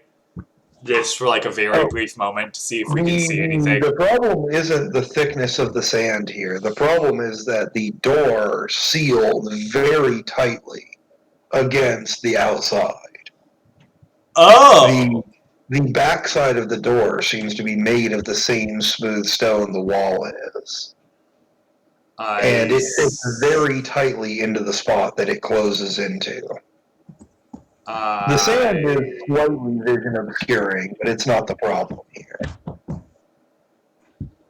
I see. Oh. So as you look off to the side, really, you can see the outline of the giant gate doors, but all of the smaller doors that are inset into the base of these giant doors, you can only see the outline of the one you're currently standing directly next to. And like I said, it is such a tight and smooth fit with very little wear on it. That you feel like if you lost sight of this, it would be hard to pick it out again, basically. How mad would they be if we carved like a little X right next to the door? I mean, as far as you can tell, they wouldn't know. The door is closed and there's no one on this side. Alright. Alright, then I'm gonna do You that. feel like if you And- were caught doing such a thing, they might be kind of annoyed, but I'm gonna just. And after like a week, you'd be eroded and gone anyway. So oh yes, with how smooth and perfect these blocks are, you imagine they must have stone wizards that repair these frequently. Otherwise, they would be far more worn and eroded than they are. yes. So I am Could going I be to able? shoot. Could I What'd be? you say? Could I be able to gather all the snow and make it into like a sand block or something, and I then mean, like it's not snow. It is sand and glass. I mean, you could try, but to Alright. compress this into a solid form would be pretty difficult. You might be able to roll high enough to do it. You How feel high? like it would be hard to do. How high exactly? You are not sure. You feel like it is barely within your skill. This is something that when you were learning from Duba, he told you was very, very hard to do. To take a stone and press it into something harder. It is doable, but very hard. Alright. I'm gonna try. All right. While he tries that, You scoop up some sand from the ground and attempt to squish it into a block. yeah, while he tries that, I'm going to try like Avatar style, make the dome around. You know, What was that? I said while he does that, I'm gonna try and like Avatar style, make the dome around. You know, like the wind dome thing. Okay. I mean, your cloaks that you have are mostly Yeah, protecting you. But from this is so there's not like a whole bunch of sand blowing around while he tries it. Like Oh, okay. You're gonna assist him with his process here. yes, and I got a 20. Roll. Okay, you already did. Okay. Xavier, when you roll your roll, add an extra to keep one to it, because you are advantaged here. You're welcome. Oh. So roll an extra 2 dice and keep the best one. Alright, so here's what I got. Not with You also are still not rolling it right. I'm sorry to tell you, Chuck. Am I not? You need to roll 6 dice, 6d6, and keep the best 3. You only rolled 3 of them. You need to roll 3 more and keep only the best 3.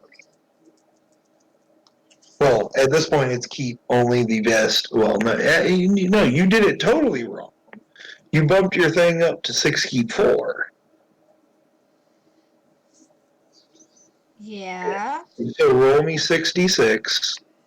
Actually, roll me 8d6, because we're going to go ahead and add the advantage dice in there. You got to remember to add the roll. There you go. 8d6, and now you're going to keep the best 5 of those, one more than you normally would. And you've got 2 explodes in there, so roll 2 more.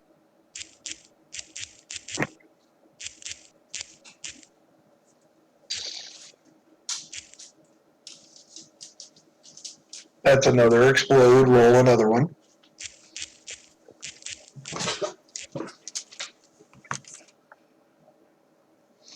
Oh shoot! I was supposed to go to the bank today. Shit.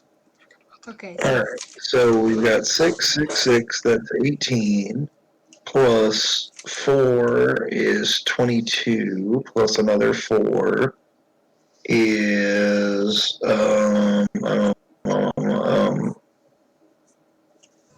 26. 3. No, I'm doing. I get 22. 26. Plus 5 is 31. Plus 3 is 34, is your total, it looks like. And yes, that is enough to squeeze this sand And you notice that when you do so, like it shrinks down by about 20%. It becomes a little bit smaller than the block of sand you started with. But when you are done and you let go of it, unlike previously, the sand holds its shape, seems to have melded together into a stone formation similar to the blocks that you saw um, being used for people's houses. Okay, so can I make like a tower out of these blocks? Unfortunately, you basically have to make these blocks one at a time. So you have one.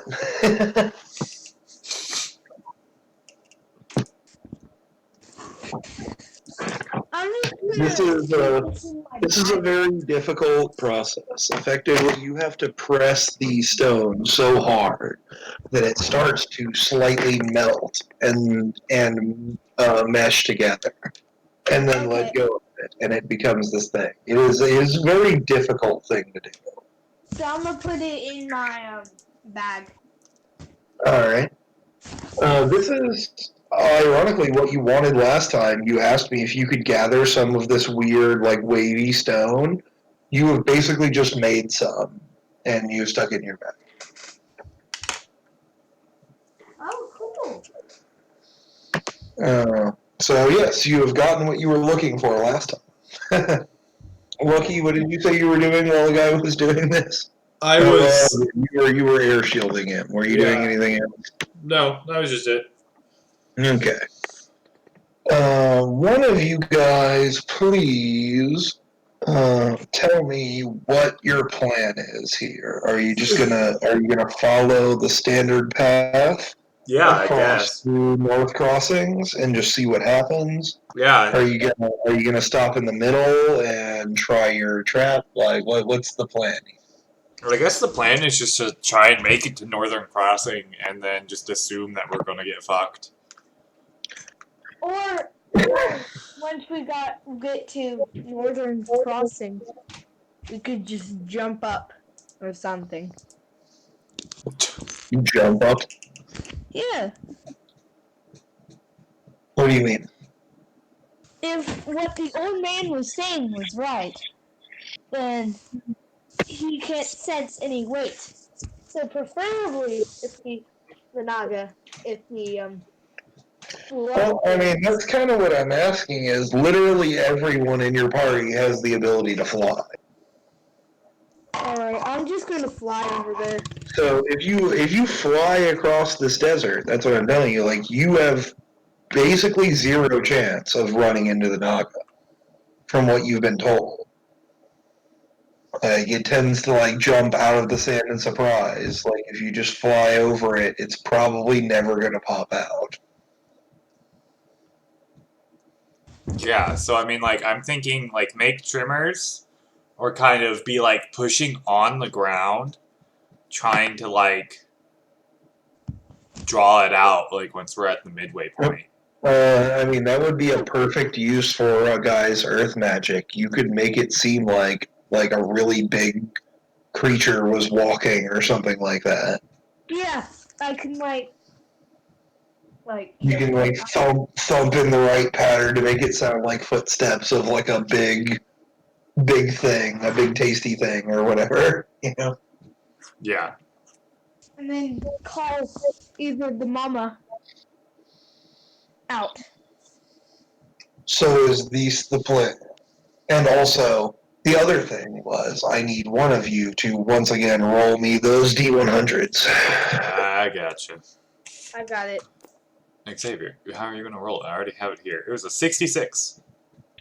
66. Doubles. Yay. You after all of this thinking and talking about your plan, you don't even need to put it in action.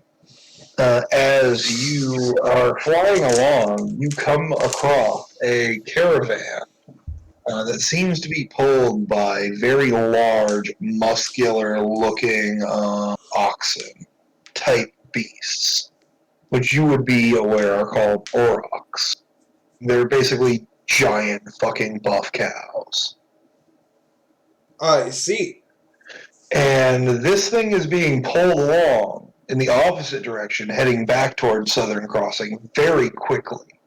But behind it seems to be a ripple in the sand. I am going to take out. A serpent-like body occasionally appears. I'm going to take out my scythe and literally like make like the big sweeping cut, and just fucking like wind dagger it from where I am. If you're using Reaper's Scythe, keep in mind that even physical attacks get their range doubled with this scythe. Anything that uses wind magic. Yes. And to help him out with So your physical attacks are effectively 10 feet with this scythe. Yeah, but he does. Well, your range attacks are super far away. Yeah. So I'm nailing him with a 29 of like concentrated wind. All right. But before he hits him, I'm just gonna get my rock out and like throw it, and then.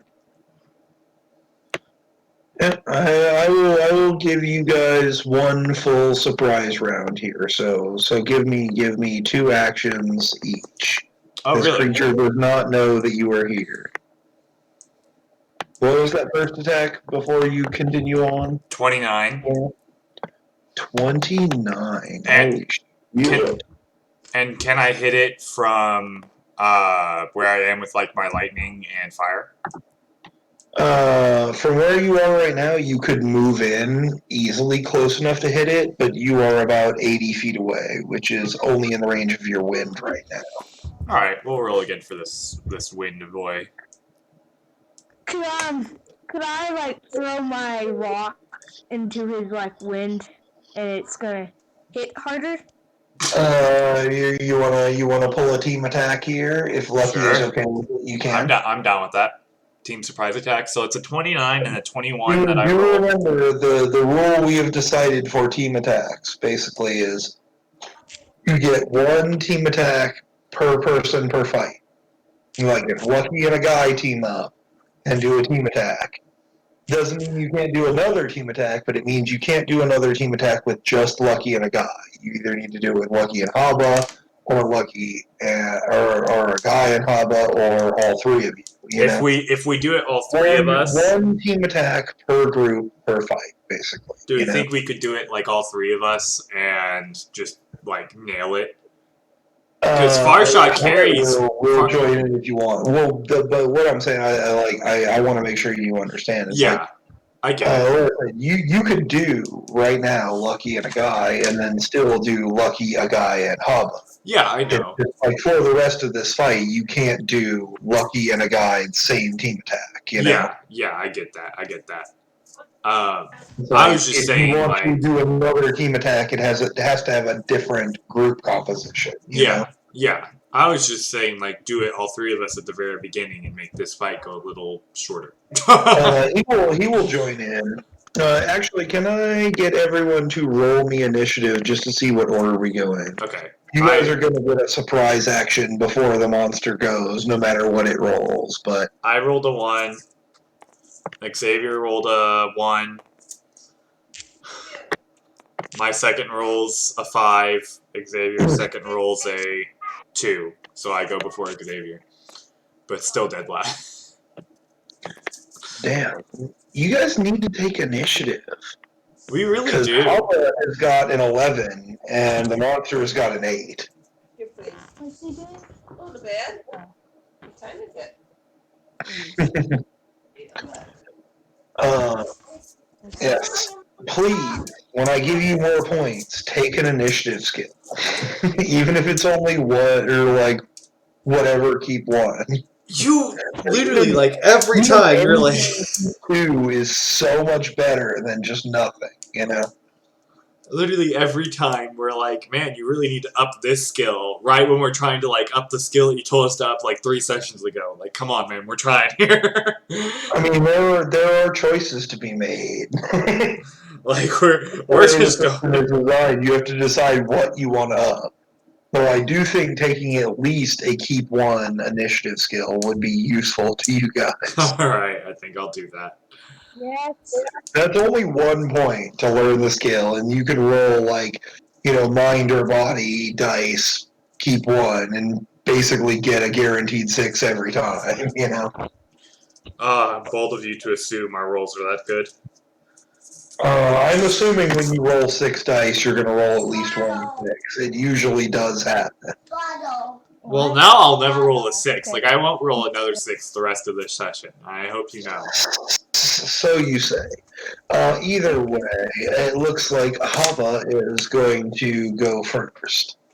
Yeah. And hearing you guys talk about team attack, he will kind of nod. And he will draw his slim sword with the runes drawn down. Ooh. I forgot about his weapon. We only saw it, like, once. Barely. Yep. He uses a sword enhanced with his enchantment magic. Yep. Oh my gosh. And he will wait for you guys. If you guys are also gonna team attack, Leslie, give me that full. Yeah, Give me that full rolls for everyone. I got 29 and a 21. I'm waiting on Xavier's rolls though. Because it's only 2 attacks, right? Because I can't like do all of them. If you're gonna team attack, unfortunately, you only get the first one. The advantage of the team attack is it all goes against one defense. Yeah.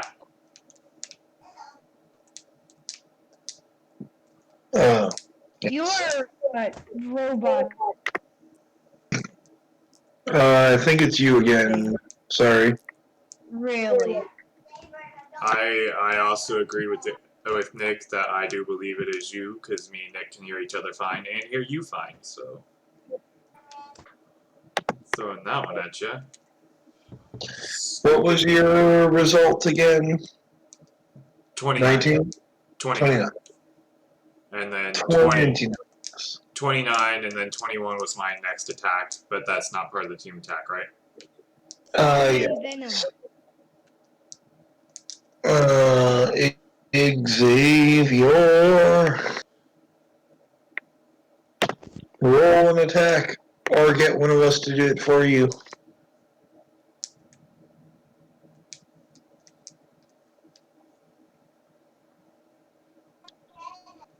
I see. That's a beautiful attack. Oh, these platforms disappear. Okay. I know exactly where you're at. What? Nothing. I'm gonna have to catch up with Daniel and Hollow Knight later. It's fine. I can do it in like 20 minutes. Oh no! I am stuck in this stupid thing. No! This is like the 5th time I've died Stop, in this. roboting. Ah! Disconnect and reconnect, child. We're gonna add stupid lifeblood hearts because I am sucking. We never went and got hive blood, did we? No. We I need don't- to do that I because don't- that's what makes Queen's Garden doable. Well, right now I'm just trying to get my shade back, but each time I go things in, fast when we get there. I'm just trying to get my shade my shade back, because each time I try and go in I really shouldn't have unequipped long nail. That was dumb on my part. But each time I go back to whatever the frick, like Queen's Garden, I died in this dungeon with all like the traitor mantis, like the flying traitor mantises. You know? Yeah. And I'm just kind of stuck here, like, there's not much I can do. Yeah, the boss of Queen's Pass is the Traitor Lord, and Yeah. it's fucking hard. We're not really saying Also, there's literally no point in doing it until we go and fight Hornet 2, but... Gotcha. I'm just trying to get my straight back. Xavier, are you back yet? I mean, you can do it ahead of time, honestly, but, like, Yeah, I'm here. there's no Okay. reason to, you know? Alright, yeah. Alright, so we have Xavier back. I got a 29. Yes, 29 plus Havo's 22, Plus plus Xavier's whatever. Xavier. Please roll a thing. Yes, I shall. Roll your Ataki. Roll your attacky. You know what I should do. 12. 12. Helpful. I'm gonna look and make sure you did it right once again. Give me a second. Oh yeah, okay, you did. That's just a real bad roll. Okay. Yes. You guys, slam into this thing that seems to be chasing this caravan. And the screech it lets out is unsettling. My ears are really ringing, and I don't know why. It disappears underground. You can no longer see this creature. The caravan owner kind of waves at you and thanks and continues fucking booking it. Yes, don't stop. Don't Keep stop, running, don't sir. stop, we're in luck now. Don't stop, there's so much to be found.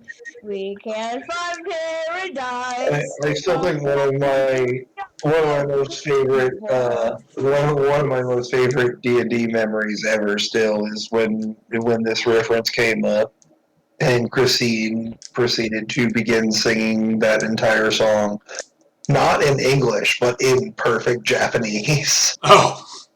Oh, okay. Oh no. Holy crap.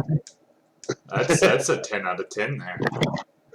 I mean, honestly, I will say, and not to disparage her, I love playing with her, but Christine is not good at keeping track of any of her character's bullshit.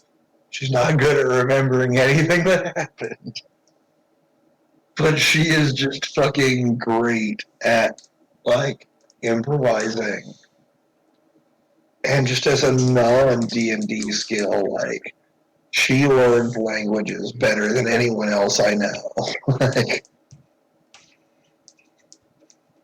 Don't stop, we're in luck now. Don't stop, there's so much to be found. but yes, please give me those initiative rolls now that the thing is done. Well, no, we already did Yes, that. we did. It's Xavier, me, Haba, the... Oh, no. Xavier, me, the snake, then Haba. You guys rolled ones. You're Yeah. at the bottom. Yeah, I know. I went from lowest up. But we're supposed to go from top down. Fine, then it's Haba the snake, me, then Xavier. Yes. Great. And all of you have done your opening first things, which will bring us back to Papa at the top. And he is going to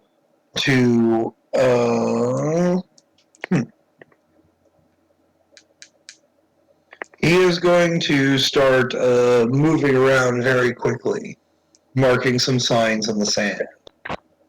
And he will shout out to you guys, just give me some time. I'll make sure it doesn't have a chance to get away. Okay, alright. I'll just throw my rabbit on the ground and say, "It's okay, he'll come here."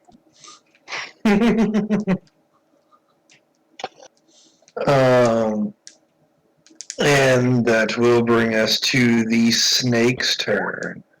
Are any of you guys, or are either of you guys, other than Haba, who is currently marking signs, and the rabbit, which has been flopped down, are either of you guys on the ground? I am not.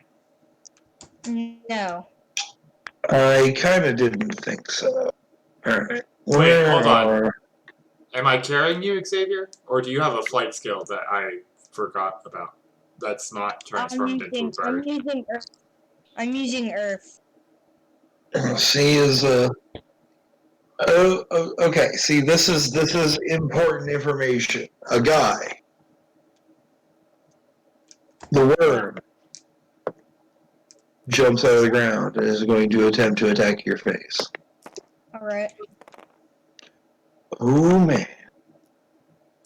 What defense is it? I mean, what attack? Roll me a body defense, please. How much did he hit me at? You don't know yet.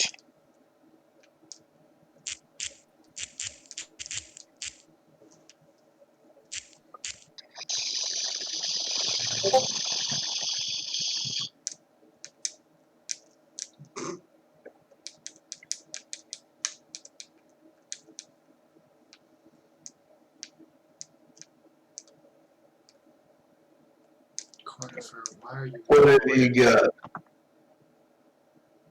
What? 4. What? 4. Oof. God dang it. 1 second. 4. Wait, what? Wait. Did you roll the wrong thing? Yeah. You're good. Is it 4d6?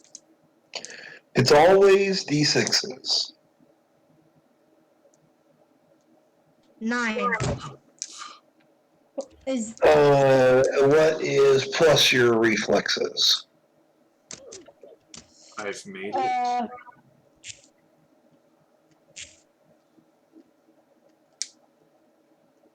My reflexes is 10. Okay, so 9 plus 10 is 19. You are going to take 5 points of damage. Do you need me to As mark that in your thing? creature bursts out of the ground, jumping towards you, and you can see that it is quite horrifying. Its whole front half basically just seems to be one huge mouth, which it tries to bite you with. And you're able to mostly get out of the way, but one of its teeth scrapes and cuts your side. Ah, God! Ah! This is pain! It is now a guy's turn, I believe. Right.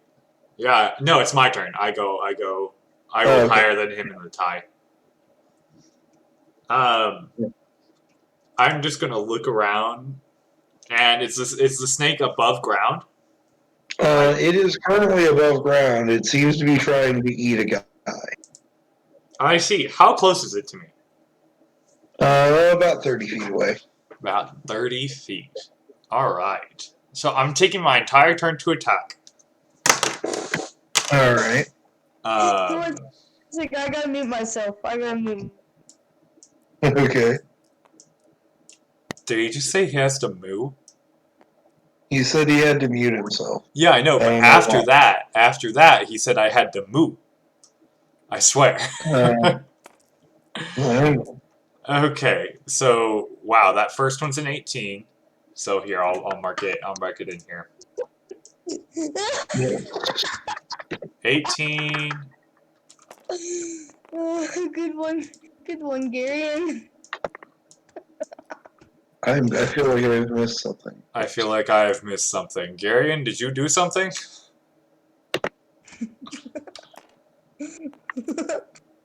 He has sent us a video. I see. The second one's a 39. Oh, damn. Yeah, you heard that right. 39. And then this last one, 2 explodes.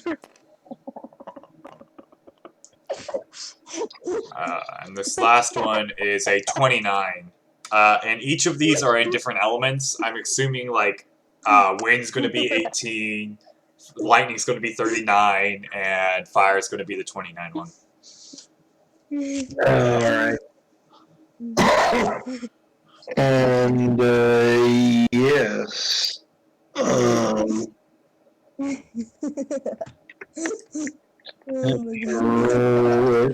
defense. Yeah.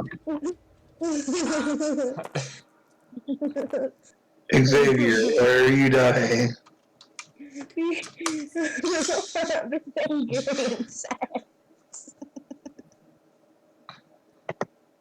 I don't know why it's funny, but it's funny. I will look at it later. We got a game to play right now. Okay. But yeah, 18, 39, 29. I could throw that into a thing. Yeah. And That kills the monster. That's 86 total. no. Well, hold on. Math is hard. It's 86. I just put it into a calculator. 86? Yeah. Peter? You Yeah, this creature explodes. Nick, you missed your line. Did I? Yeah, you missed the how did you do it? Or how does it die? Oh, we're not done yet. Oh, gotcha. Oh, wait, hold on, what? Wait, you can't say... You don't like that. This creature, as it jumps out and attempts to eat a guy, you blow it apart and it drops to the ground.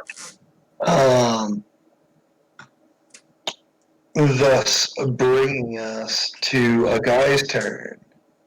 A guy. There's nothing currently around.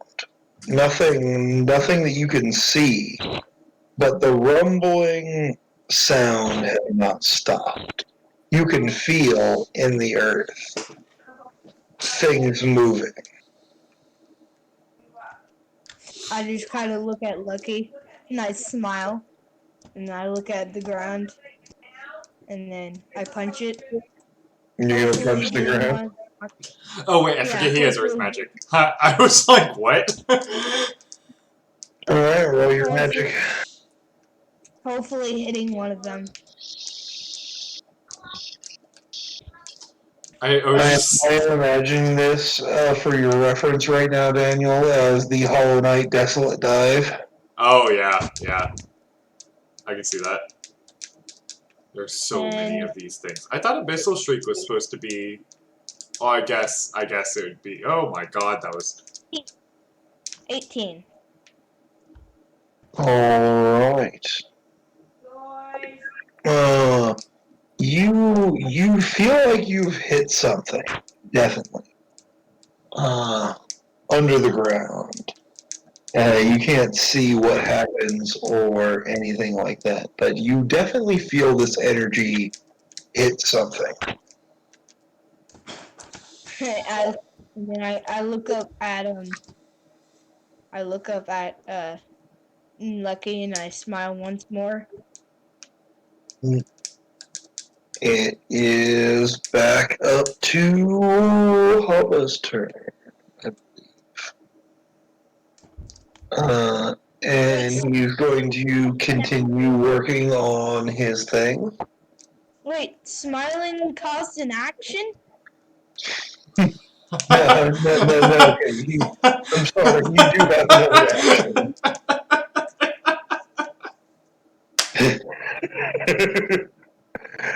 Oh. You should have just said yes. I just left it. I should have. But I'm not that much of an asshole. Yes, you do have another action if you want to make another attack or if you want to move or something. Alright. Xavier, What? before it. Okay. Well, I'll, just in case another dude comes, I'm just gonna make a water shield for me. Alright. Roll your nonsense. Alright. Last Christmas, I gave you my heart. But The very next day, you gave it away. How the Yes. heck do I get out of here? Alright, fuck both of you. 14. I'm sorry. 14. It is, yes. Your water shield exists. Woohoo. Yes. And that will, that should bring us to Lava, who continues to do his thing. And then to what's his face? The word.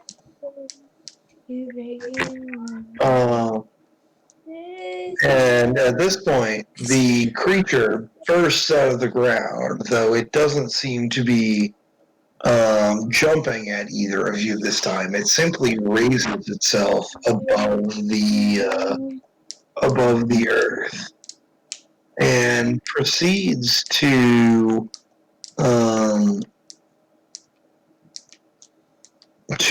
throw a breath weapon at you guys. Lucky. Yes. Roll me your godlike communication, please. I don't like where this is going.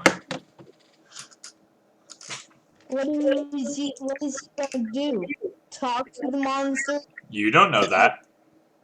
I'm gonna see if Lucky understands what's going on right now. Oh, No. okay. How's an 11? That's actually not too bad. Oh, hey! You are not able to understand what he is saying, but you recognize this as a language you've seen before. Pretty cool, It's man. That's vaguely similar to the language of the gods, but not exactly the same thing. Oh, God, That's he's a pretty deity. cool. That's pretty cool, man. You should say that to your god. Not Twitch now. And that is going to be a 24 coming at both of you guys. And Alda as well. Do I get Roll me a body defense plus reflexes. What is my body defense? Wait, Is a can I- 5 keep 2? Oh, dear God.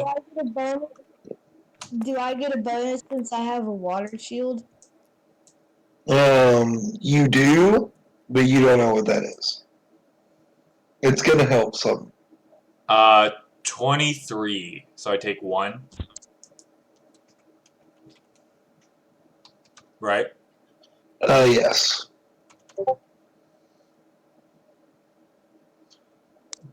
K. It's a K, Xavier. There we go. Oh, wait. No. Shit. Sorry. It's a D. 12. 14. Alright. What is your guys' reflexes? Mine's an I 11. got 24. Your reflexes are not 24. No, but adding my reflexes with my body. Yes. You guys are both okay. Yes. Lucky, you take 1 point. A guy, you are somehow perfectly fine. Yay. Oh, God. I jumped to the dragon. But this creature seems to breathe out a enormous cloud of fast-moving sand Alright. blasting against you. Oh. I see. And that will bring us to Lucky's turn. He Um, already. no, I haven't done my turn. He just had me roll to see if I knew what they were saying. Yeah, I had him roll to see if he knew what was going on. You recognize this roar as a language. You don't know what it means, though. Alright, so I'm going to roll again Godlike Communication. And I'm going to spend my entire turn trying to communicate. For better or for worse. Alright. How does a 12 get me? That is ever so slightly better. You realize that this roar, this voice, was not so different from the invocation that you have heard your own god or other followers make, though you never use it yourself personally. How does 18 do? This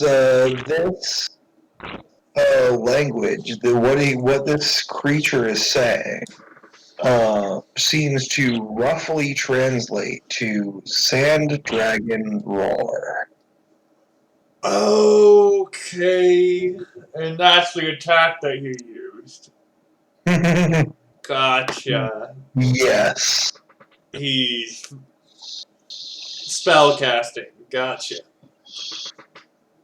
Yes, this creature absolutely is using magic. Dragon Slayer magic. Oh! Oh! Isn't that like Lucky's? Yeah, Lucky is Xavier. God Slayer. I'm a It's god. fairly similar, though. I see. So, with my last turn, I'm going to try and talk to it. It's not going to work. Well, what are you going to say? I feel like, start with a simple hello. Maybe, can I buy you dinner? I don't know. Can I seduce the sandworm? That was a joke. That was a joke. That was You a can joke. most certainly try. That was a joke. I feel like you probably would have thought that was serious. I'm not gonna lie, I considered this as an option when building this storyline. Okay, that was another 4 plus 4 plus 6, 4 plus 4 plus 6, 14. Well, listen, what are you attempting to say back to this creature? Something along the lines of the fuck you doing, and can we talk this out?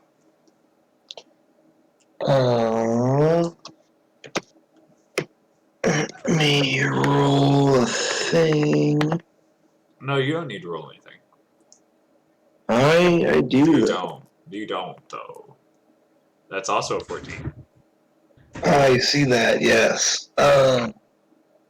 The creature kind of slows down for a moment. As this tiny man stopping is... its breath assault.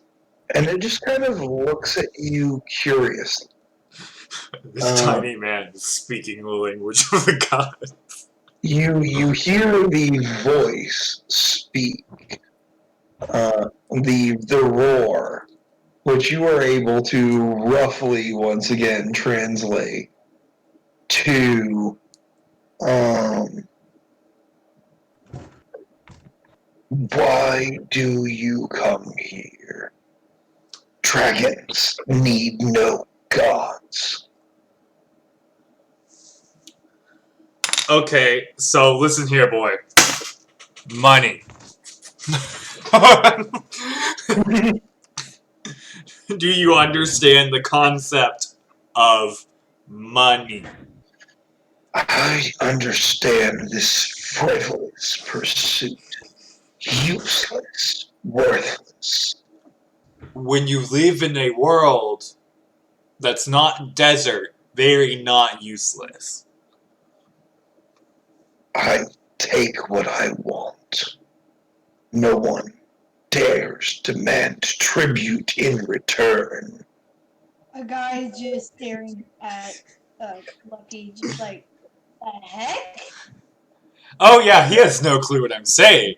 I just started speaking another language to this. You're hearing a whole bunch of like weird noises right now. Like from Lucky, you're hearing like strange, like godly chanting. And from this creature, you are just hearing like deafening roars that definitely sounds like it wants to eat you. Help me! Help me!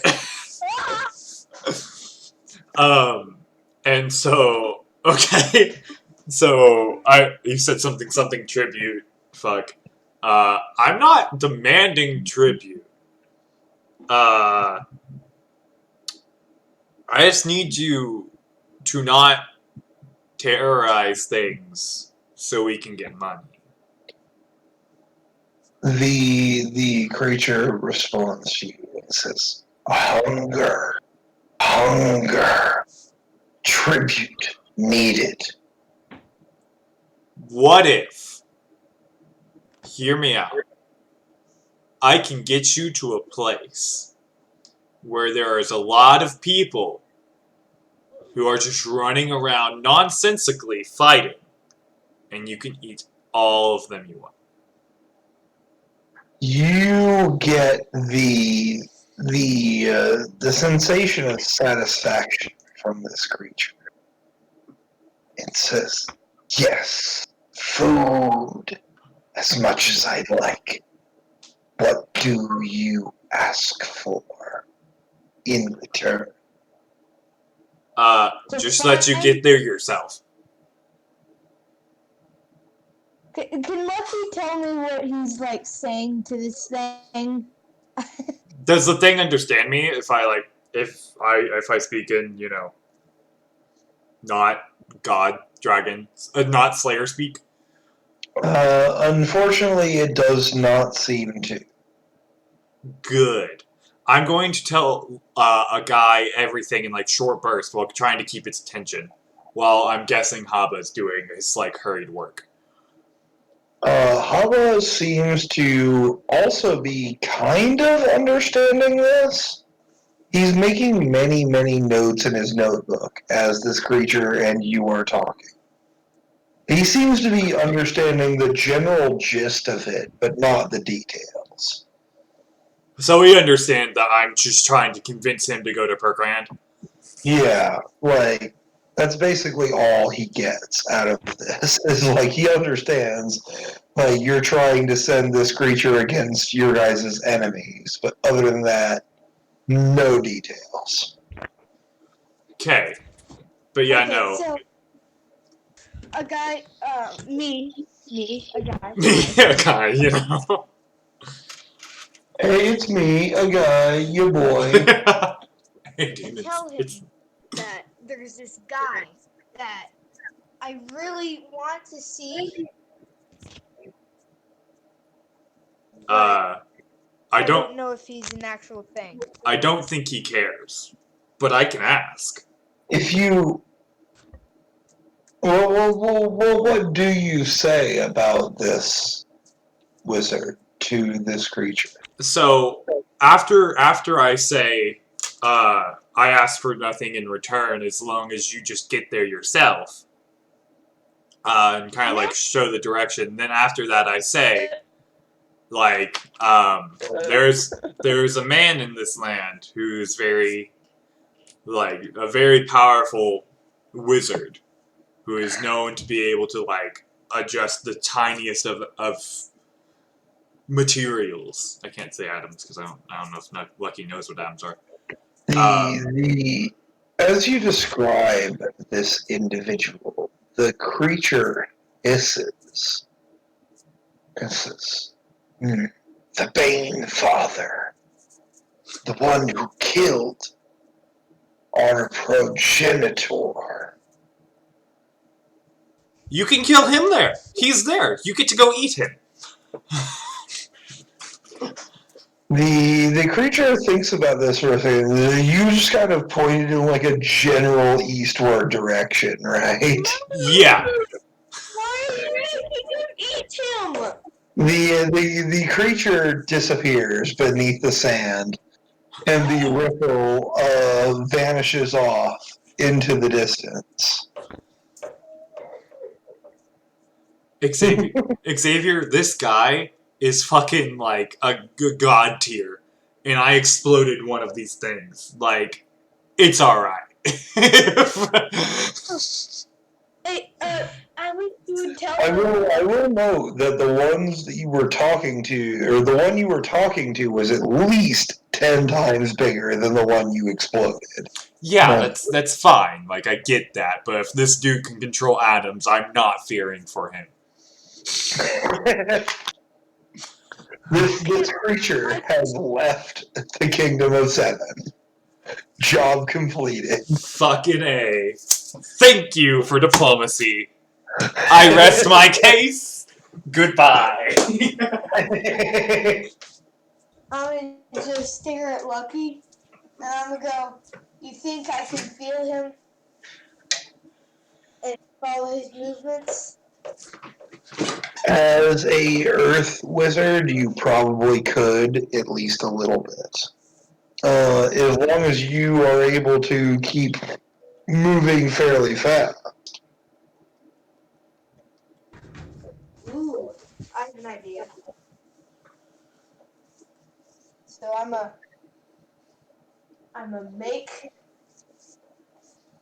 get out my water, and I'm gonna melt it,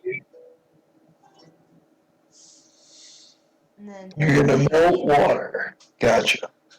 I'm I'm gonna heat up my water. Wait. No, I'm gonna heat up. Wait. I'm gonna heat up my water. What? I'm gonna hop on the water, on the cloud. Oh my god, he's trying to make a Nimbus. Oh my god. Is he gonna fall through? Like, I don't know. Are you... Roll your magic.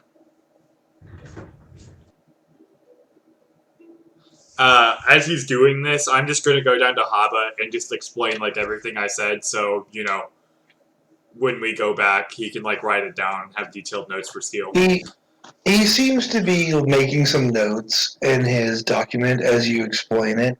This is, I got most of it. Yeah, I The get that. last part was a little bit complicated, though. The what part? The last part. Oh, yeah. And I explained that all. I'm like, yeah, I was kind of just, like, telling him about the stupid wizard thing, legend, maybe may not exist thing. But we do know he's called a Bane wizard, so I need to put that in my notes. That was an out-of-character thing. Comment, sorry. That last thing. Yes, the worm referred to him as the Bane Wizard. Inventory. One name. Haba will indicate to you, he will say, oh, yes, I can assure you he does in fact exist. Or at least he used to. He may be dead now by my calculations. The last credible source of his arrival was 80 years or so ago. Nah, we're wizards. We live long. Just, I'm literally... It is not abnormal for a wizard to live more than 200 years. Yeah, I just kind of say that out loud for, like, a guy's benefit. Wait, what? Yeah, you guys are gonna live a super long time if you become powerful enough. Basically, the more magic you have, the longer you live. Yeah. So, I was. Goku, What were you saying next? I was saying, so it's like Goku Super Saiyan, where it subtracts I mean, kind of, where it's like, I mean, with the Sands, it's like they are like peak potential, like 30, like 25, 30 years old, body-wise, for like 100 years, and then they start to get old. Like, that's kind of how it is for wizards, too.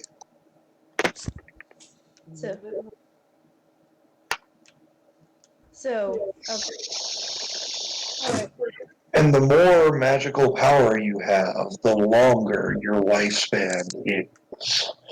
If I learn atomic powering, I'm going to live longer than Lucky.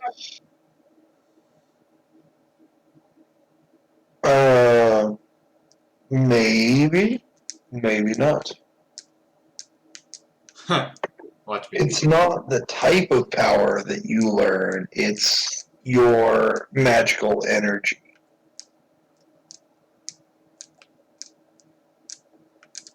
What? This is bullshit. I'm trying to do a parkour thing that I saw and it's not working. It's where you bounce over the top of King Station to get a thing. It's, especially in King Station, it's way easier if you shade skip it instead. I don't even know what that is. Oh, yeah, where you bounce on top of the ship. Yep. Yeah. Shade skip is where you intentionally die and then jump off your own shade's head.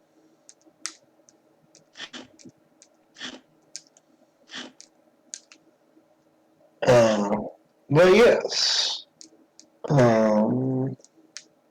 Whatchamacallit? The stuff and things. Stuff and things. We have successfully completed our job. I'm gonna start heading back to. Yes. You guys can count this mission as quote unquote completed. Gain 6 experience points. Oh, really? Okay. Hell yeah. I'm still 100% sure that we're gonna get back to we're gonna get to per grand, and like we have completely toppled the Civil War. Like it's now just against this like Dragon Slayer sandworm thing. Something may have happened. In fact, please, Lucky, for me, roll me your knowledge once again Okay. for this situation here. All I need to know is, am I going to be connected to it in any way? Not particularly, no. That's actually pretty decent. That's a 17. That's almost as high as I can roll. Yes. Now that you have actually seen this creature and its abilities, you believe that your original assessment was incorrect. You originally thought there's no way this could be a dragon. No dragons have been seen for over 200 years. Judging from its abilities and the way it acted, this totally was a dragon. Nice. I saved the dragon. Fuck yeah. I may have sicked it onto many millions of innocent people. But I saved that fucking dragon, man. I mean, innocent is questionable, but... Bro, do you know how many people he's going to kill on the way through Iceberg into Per Grand? True. Iceberg has a very, very low, spread out population. All I'm saying is the amount of people. At least a couple hundred people died because of what you just did. Because of what I just did. And then once it gets to Per Grand, it's going to be like, we're not going to be looking through the wreckage of the Civil War. Per Grand, it's just going to go fucking ham. It's going to start tearing shit up. And there's going to be like 60 of them by the time we get there. Because I will have bread. Like...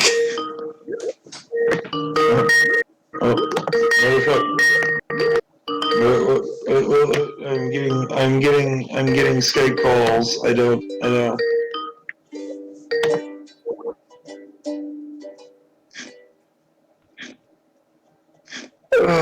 Yes.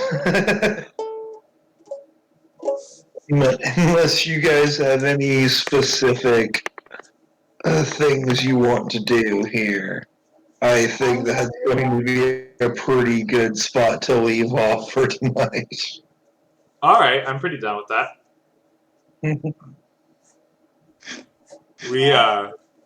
You guys have to, or if you want to go just a little bit more here, you do know that the person who commissioned this job is actually in North Crossings, Oh, okay, yeah, no. which is not too far away from where you are now. That's what I was going to say, is like, go turn the job in. Do we have to say how we did it? Do they care? That wasn't specified. They don't care. I'm not telling them. That was actually very specifically specified that they do not care. They just want it fucking out of the desert. Yes, so... They don't care whether you killed it, dropped it in the ocean, sent it somewhere else. They just want it gone. I personally am going to grab, because I'm the one with the flyer. I'm going to tell Haba and a guy that I'm going to go ahead and turn this quest in personally. And I will divvy up all the money. And, like, I won't even, like, open the gold bag till I'm back with them. Haba will just kind of nod at this point, like, he trusts you. You're one of the guild founders. Like, you screw him over, like, what he has put his trust in is false. Yeah, and I'm not going to screw them over. And Xavier, you could, I don't care, metagame, you'll know that I'm not going to screw you over. But... What? I said, Xavier, you're listening, you know I'm not going to screw you over. I just want to make sure that you all don't tell that it was my fault and what I did. I am covering this up. Yes. You are able to fairly easily fly the rest of the way across this to North Crossings, which seems very similar to the previous town, though kind of designed in the opposite mode. Yeah. The wall here seems to cover the opposite direction. And when you approach, walking up to the wall, at first it is very difficult to see any kind of openings or seam lines or anything whatsoever. The wall is very smooth and featureless. But as you walk up to it, a opening appears about 30 feet to your left. I just kind of zoom over there. How fast do I move? Like, I'm gonna... can I just lightning myself over there and get, like... Because it's a 60 feet range. Your movement speed is based on spirit. Your spirit is 6. Yes, and I was wondering, because I can become... You move, the general rule is you move 1 square, 1 5-foot square, per point of your governing effort. So 30 feet is your standard movement speed for one action. For one action. Okay. So I can, yeah, alright. I was going to ask if I could... Yours is a little bit higher because I believe you have a little bit higher body speed than Lucky. But it's 5 feet per point of body, basically. Per point? No, he has a lower body than me. He has 4. Oh, okay. Never mind. But, my thing is, I'm going to, like, you know... I was gonna lightning over there and just, like, bzz. Oh, if you're using that ability, then your movement speed is 180. Yeah, okay. So I just kind of over there. Mm. Yes, you just kind of pop back in, and the person opening the door. It doesn't seem like they have it quite as automized as the South Crossing does. There is actually a person pushing the door open when you pop in. Okay. And it kind of jumps in surprise. Oh, I just kind of like apologize and then walk in and help him close and say like there's 2 more people coming, and then I go to the nearest bar to figure out where to go. Could I make a hole in the ground? You would be aware that the person who posted this job is apparently the quartermaster of this town, Oh, well, yeah. which you would recognize as a military position, Yeah. though this town seems to have one. Okay, so I'm going to head to like the most military-esque place.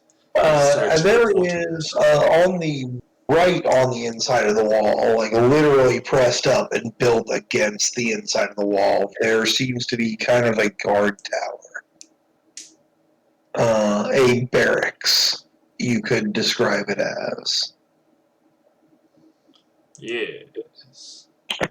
And once again, I apologize. Going to very quickly go use the bathroom, and I'll be back in a second. Gotcha. By the way, X, I don't know if you heard me say it, but I sprinted off without you guys. Yeah, I heard you. Okay. Also, Garion, I see you're unmuted. How are you? If you're there.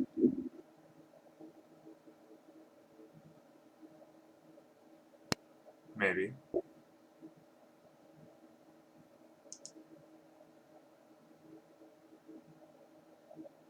Repost if ad fart channel? Garion? What? Garion? Garion? Garion? Garion? I have a problem.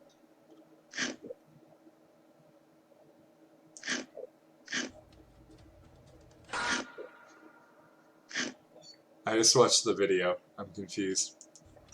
Motherfucker. Ah, shit. Alright, I'm back. I watched this video and I'm very confused. Why are you very confused? Watch the video. I'll watch it later. It's literally 3 seconds. Just What? It's 3 seconds. Just watch it. Okay. Where is this shit at? It's in Is that- Aldasta. It's in Aldasta Hillfolk. Are you talking about the one that he sent earlier? Yeah, the Tyler one disappears. Okay.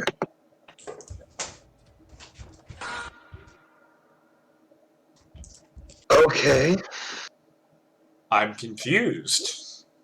He slipped in the back rooms. Don't worry about it. Okay, gotcha. Where's old Dream bad? Xavier made That's earlier part just of the reminded me of agency, that. which we're currently not running. Gotcha. I have to go get old Bess. Sorry, hold on.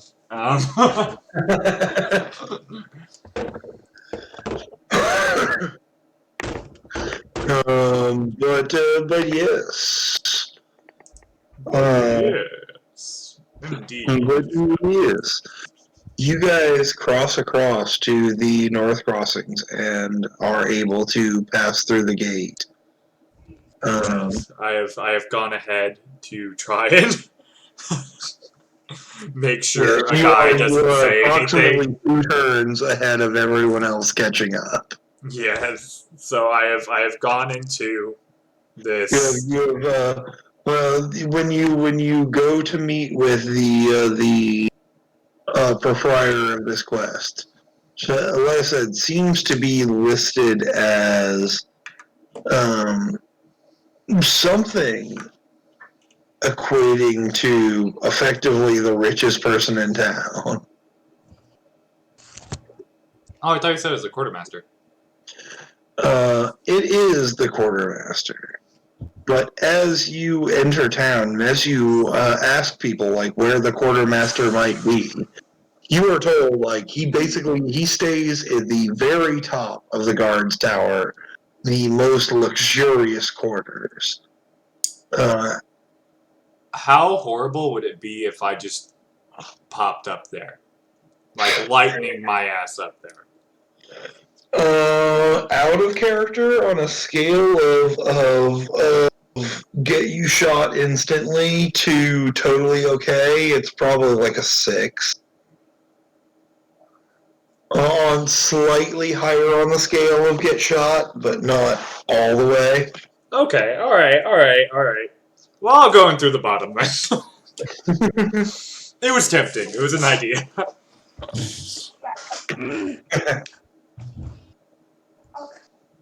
Wait, If I were to put it into numbers, the risk you would be undertaking upon yourself there would be about a 6 out of 10. Gotcha. Xavier, what were you going to say? you know that thing I was a spar that we have.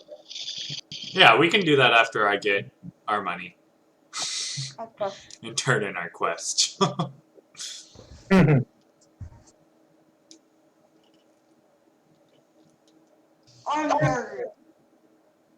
Alright, so I just walk into the guard tower and I'm like, hey, I have to turn this in really quick. If you kind of walk into the bottom floor, it is a very pristine white marble room.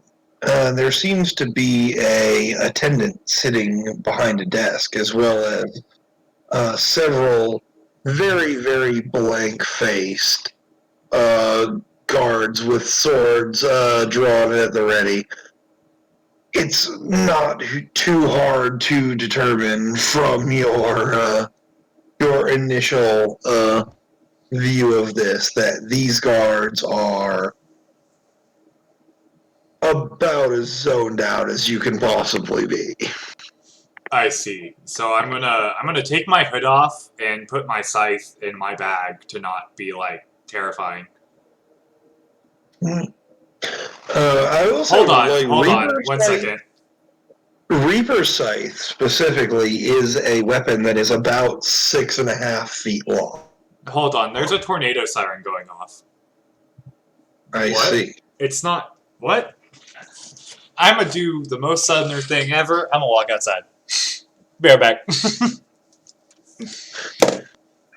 No, Gotcha. no, don't, no, come on, no. I mean, that's what I do whenever the tornado siren goes off too, is like, I'm gonna go outside, I'm gonna look, I'm gonna see what's going on. It was just two jackasses playing it on like their car thing. I see.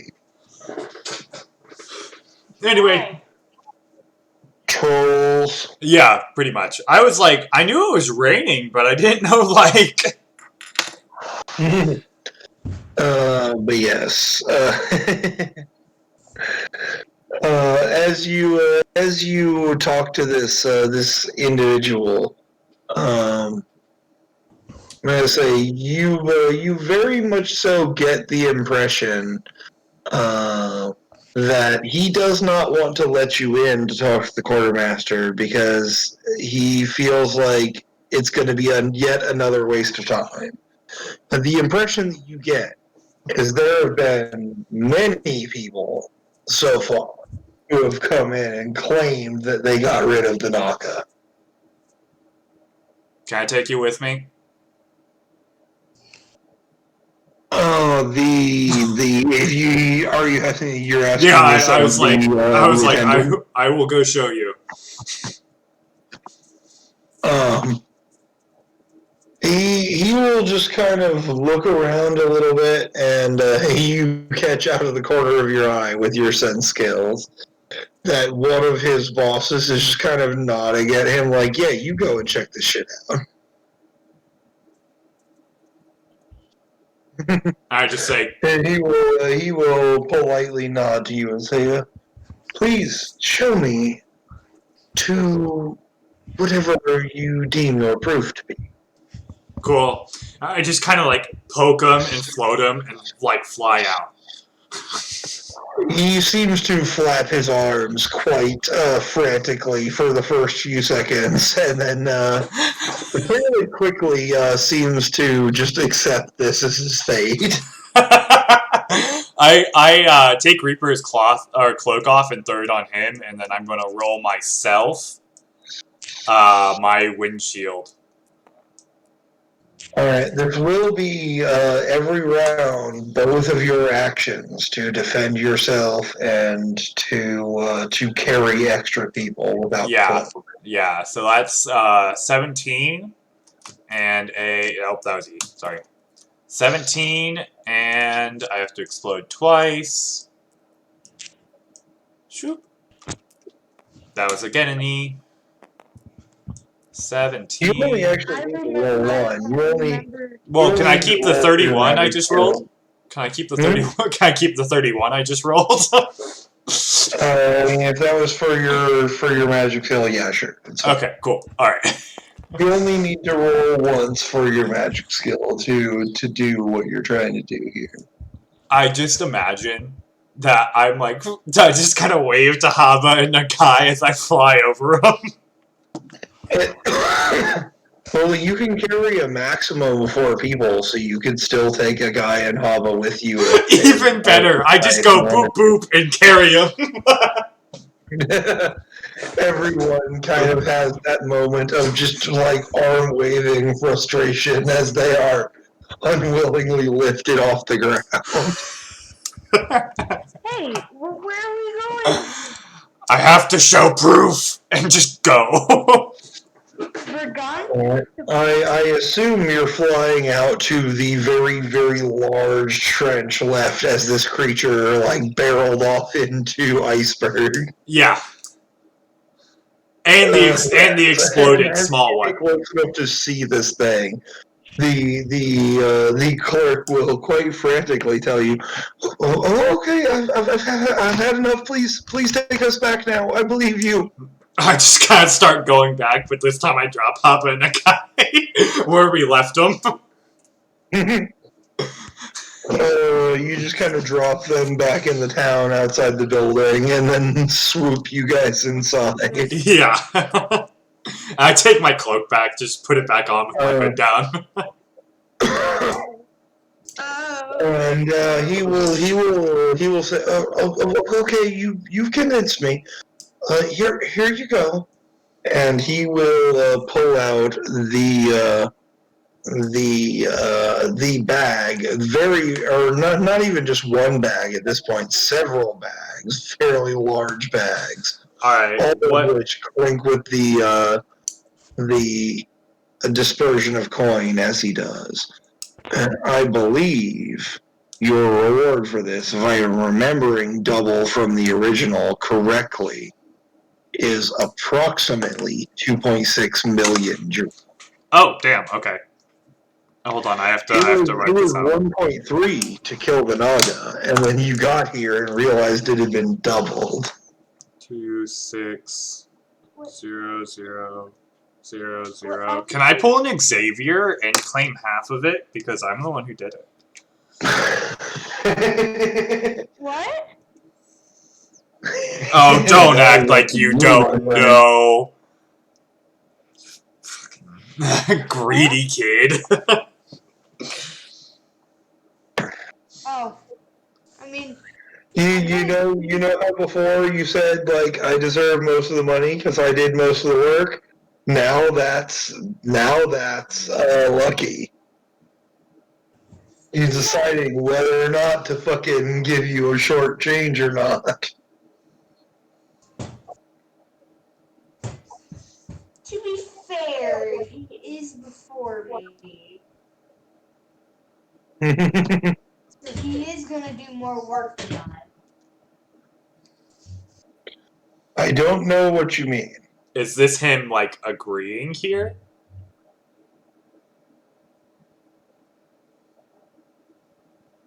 No. What's your defense otherwise? Alright, Xavier.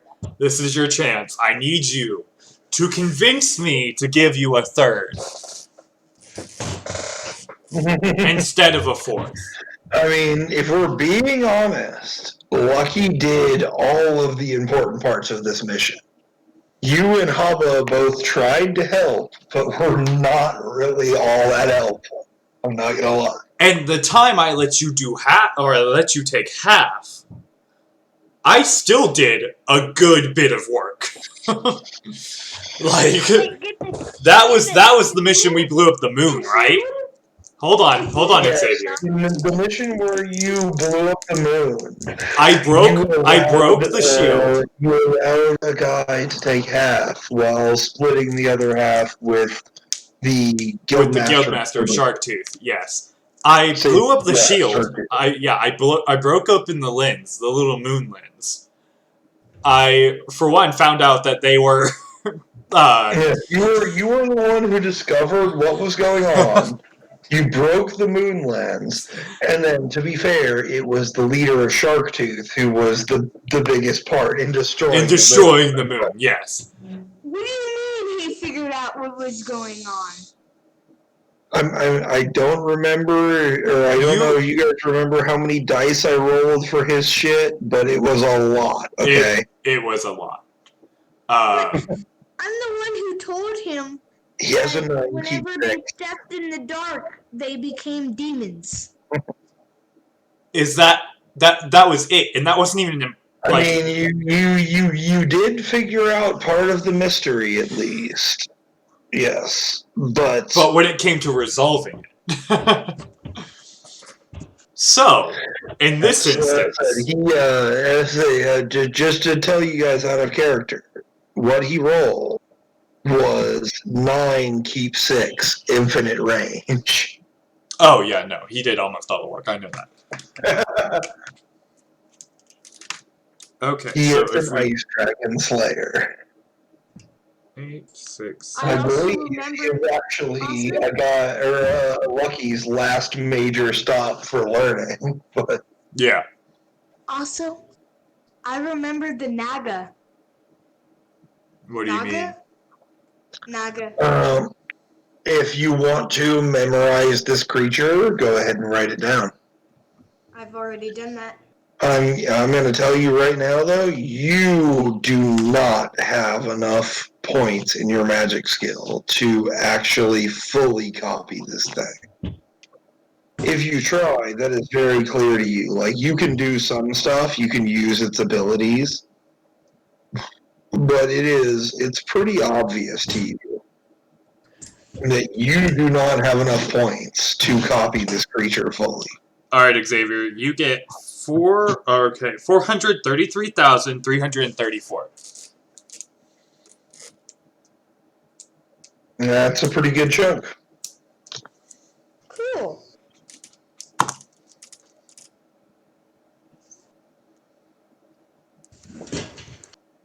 So we're going to Pregnant Kingdom now, right?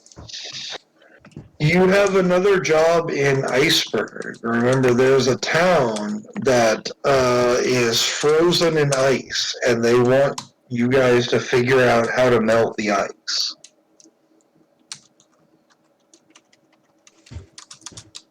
Oh, okay. If you see on the map we have here, that blue dot to the side by the mountains in Iceberg there, that is where your next job is, which is pretty close to the Perbrand Kingdom. But you do still have one more job to do before you cross the borders into Perbrand. And kill some people. Yeah, I got you, Dan. Okay, so you want to spar now, right? But Xavier wanted to spar to get all his. Oh yes, do that. I have to hold on. 3, 6, 8, 7, 4, 5. Okay, so I have a feeling what's going to happen. Please don't do what I'm going to think you're going to do. Because you're going to get absolutely wrecked with my skill. The mud boy. I kind of want to see how this goes. Roll me initiative, guys. Hold on, let me... I'm doing math here. I have to make sure I mark everyone's jewel right. Okay, yes. Can I Do just... Can I that. just post... Mark the jewel. You are. I will give you another option here too. By the way, like you guys have been just straight up dividing it up so far. Like it's not a bad idea to make a party fund. Keep all that. Like you decide if you want to. You guys could decide to keep some of this money kind of like in a group fund for just whoever needs it. You know. Yeah, I can do that. Can I just do a sneak attack on That's him? generally a good idea amongst adventuring parties. Is like, split up most of it and then put like whatever's left that's not the even nice number into party funds just for whatever whoever needs, Yeah. Can I pull a sneak attack on As I am accounting your money, I don't think that's wise, sir. no, What sneak attack lucky you can, but he makes a good point. He is currently counting your money. I know. That's why I wasn't gonna do it now. When he's done and he comes over, I'm gonna blast him with a 28.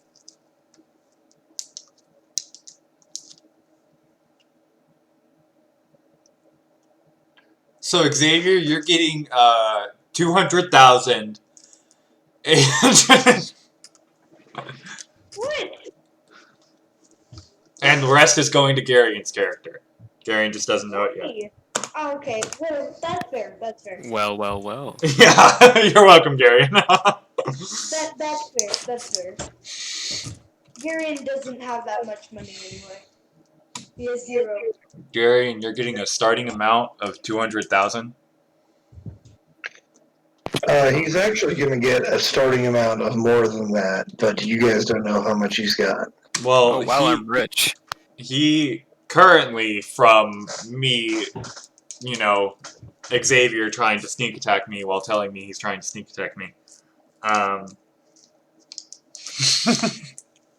In my accounting, my book numbers have gone wrong.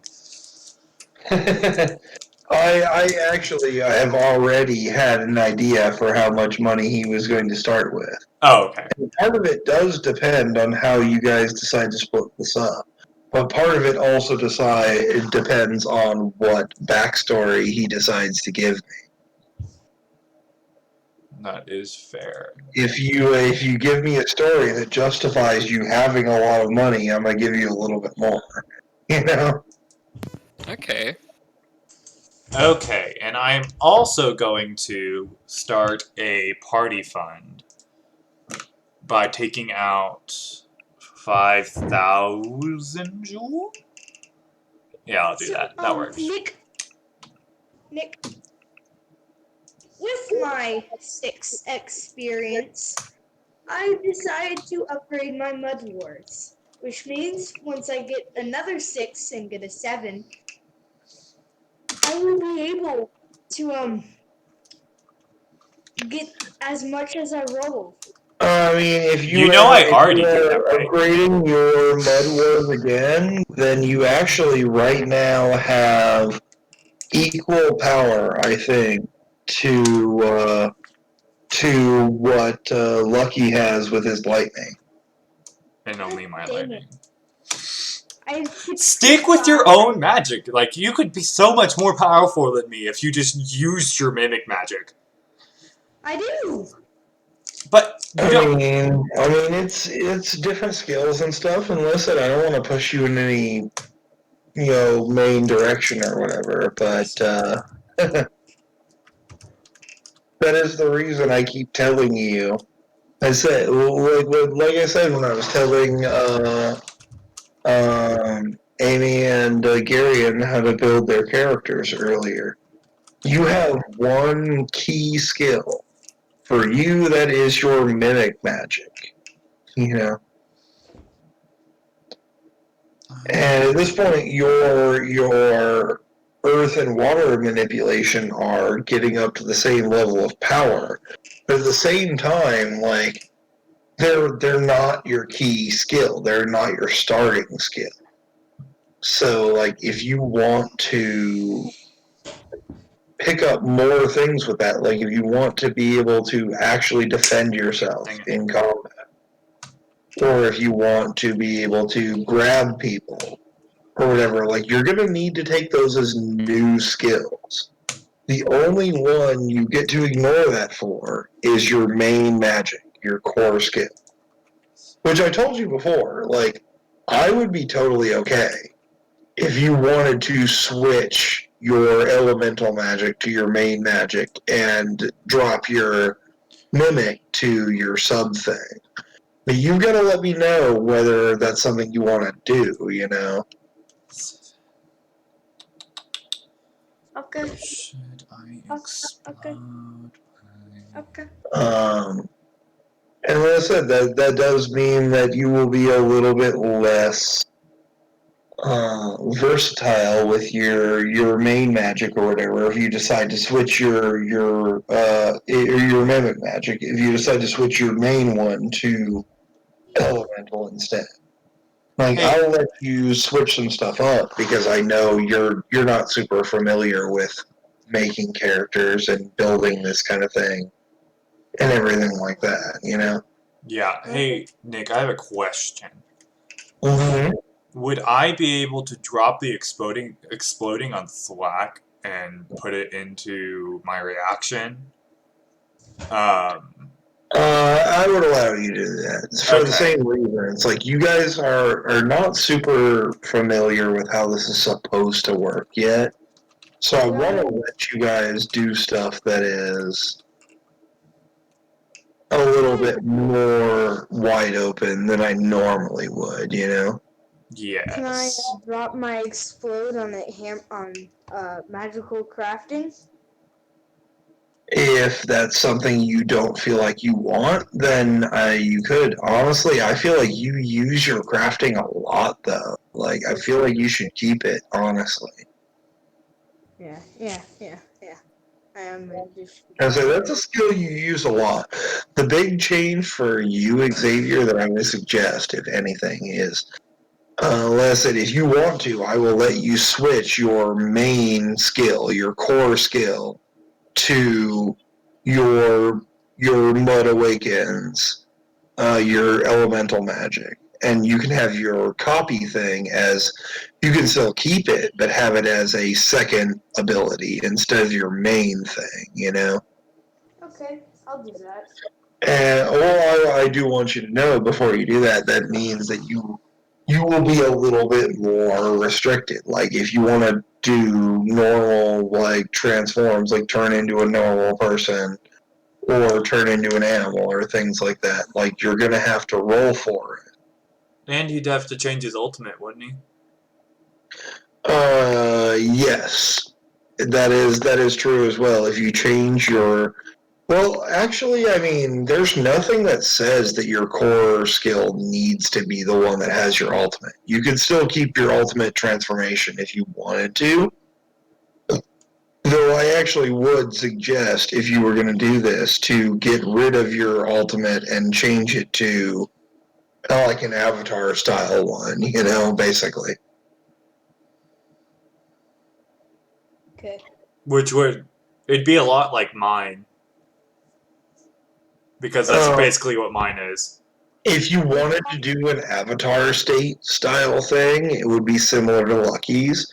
You could also literally just build an ultimate attack. Like, you could keep your combined blast, and instead of making it, you know, like a transformation where you can use a skill now, like, you could make combined blast your ultimate and have it do, like, huge, massive damage all at once.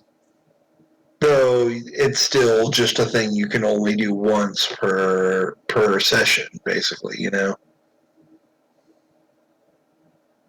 We can talk about all that different stuff later.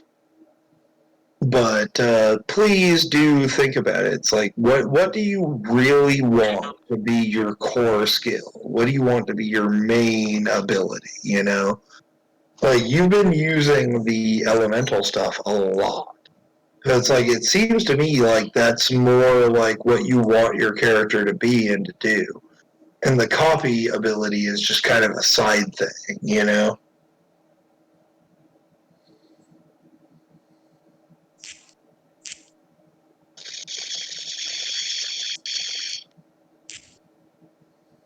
He has gone silent.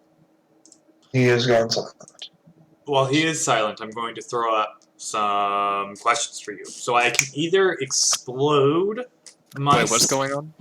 drugs. Okay. We're kind of talking about some stuff. Xavier is thinking about maybe shifting his main magic from what he started with, copy, to what he is more recently been using a lot is elemental magic. You know. Gotcha. So I was kind of trying to talk to him about like what it would mean to change his main skill, his core skill, from one to the other. But it seems like he disappeared about halfway through. Okay, yeah, Yes. sorry. I spaced out and I thought you were talking to me, so I was like, shit. Speaking of which, we are talking I about you mean, now. what I was saying does still apply to you as far as making a new character goes. Is like, I mean, listen, think about what you want your main skill to be. Like I said, I'm It looks like using a variant of the system we're designing here. It looks like it's what you're- yours is mine. Yeah. Mm-hmm. You're and that's the thing is, you may not even need that to be your core skill. Like, if all you want to do with that is steal other people's abilities, that's just a normal basic skill, you know? Okay. Why does The idea behind a core skill is that it is one thing that can be used for many different applications, like Lucky's lightning magic. Or my friend Colton, who is in the other room playing Final Fantasy right now, his skill, jujitsu, you know. By the way, make the fusion magic? I mean, you have 6 points to do what you want with. To bump your magic up to where it is now is Actually, 4 points. 4. I used some on my big brain. Okay, I see you bumped your thing up. Yeah, you got 4 points. To learn a new kind of magic, like I said before, is 3 points. To Make that is the one exception for this system to the skill system. Is instead of 1 point to learn a new magic from scratch is 3 points. and when you add it to take it from like a 6 keep 1 to a 6 keep 2, that's 2 points, right? It's the exact amount you need to go up. That's how it always is for skills. Yeah, I was just making sure about that because You still advance the skill the same way. It just costs 2 extra points to learn a new magic, basically. yeah, I was just So essentially, the things I'm thinking about. I said I'm so weird. I was like, I'm. The things I'm thinking about. Fuck all the rest of you. Is making an initiative skill, which would leave me with 1 experience point. Upgrading Black Angel Redemption. Initiative is not a magic skill. Yeah. To create It's or learn 1. a normal skill is only 1. Yeah, I know. That's what I was saying. So I'd be left with 1. I have 2 left. So I upgraded my spirit. If you made an initiative skill and then bumped it to keep 2, you would be left with even then you would still be left with, because that's 1 to learn it, 2 to bump it up. I bumped up my spirit to 7. So I have 2 left. Okay. Which Yeah, means I'm now keeping on heavy metal black plasma is a 7 keep 7. Which is Yeah. horrific. It's Yeah. terrifying. And I have one more. It Alright, is so 4 terrible. points bump you up to 7, and then you got 2 left. I can either easily dump into I either want to make an initiative skill, explode my sense skill, or make my Black Angel Redemption 7 keep 2. Yes, those are all options. And they're all pretty decent options. You're honestly the one that is most, or that I honestly think is the mechanically the best, is adding it to your ultimate, because then not only do you get additional time, you also get +2 keep 2 instead of +1 keep 1. Oh, yeah. Okay, Remember, I'll do that. your bonus for your ultimate is equal to your ranks in that skill. Yeah, I'm going to do that. Because then, oh good god, anything I hit is going to be just dead. Yeah, at this point, if you bump up your spirit and then also bump up your ultimate, when you go into your ultimate form, you're dropping 9 keep 9. 9 on anything I hit. Yeah. So I'm at 0 on my experience, and then next time I'm going to try and upgrade my body. Oh, I need to reroll my spirit health. Yes, if you have upgraded your spirit, roll that spirit health. Carrion, it sounded like you were still here.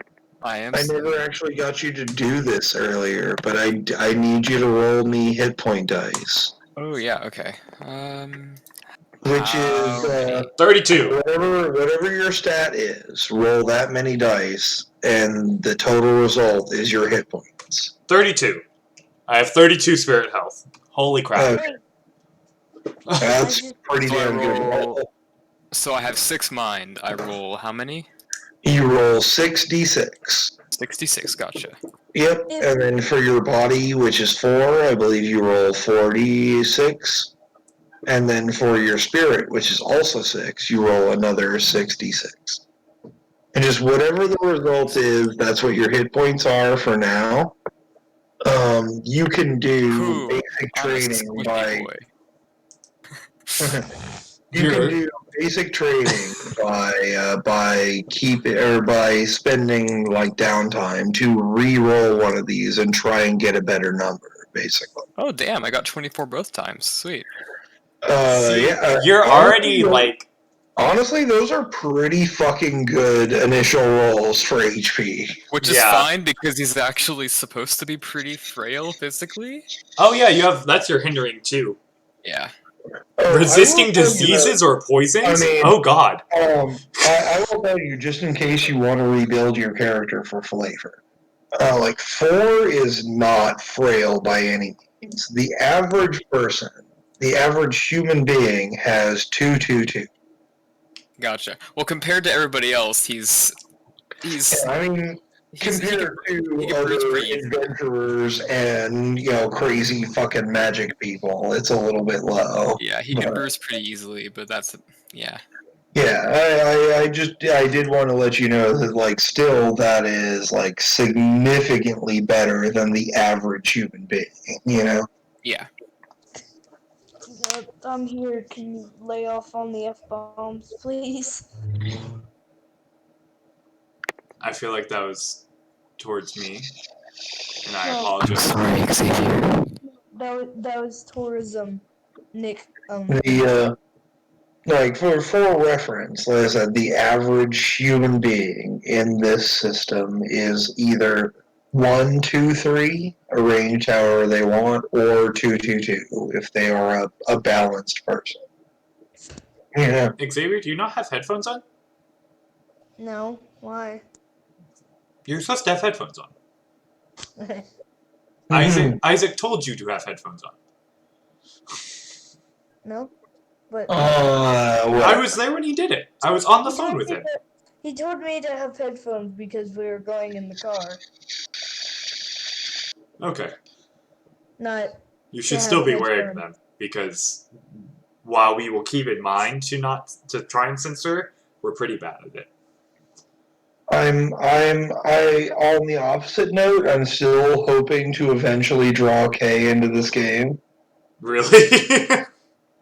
Honestly, like, I have talked to her about different things, including, like, stuff we have done in this campaign, as well as, like, things I've done in my various D&D campaigns.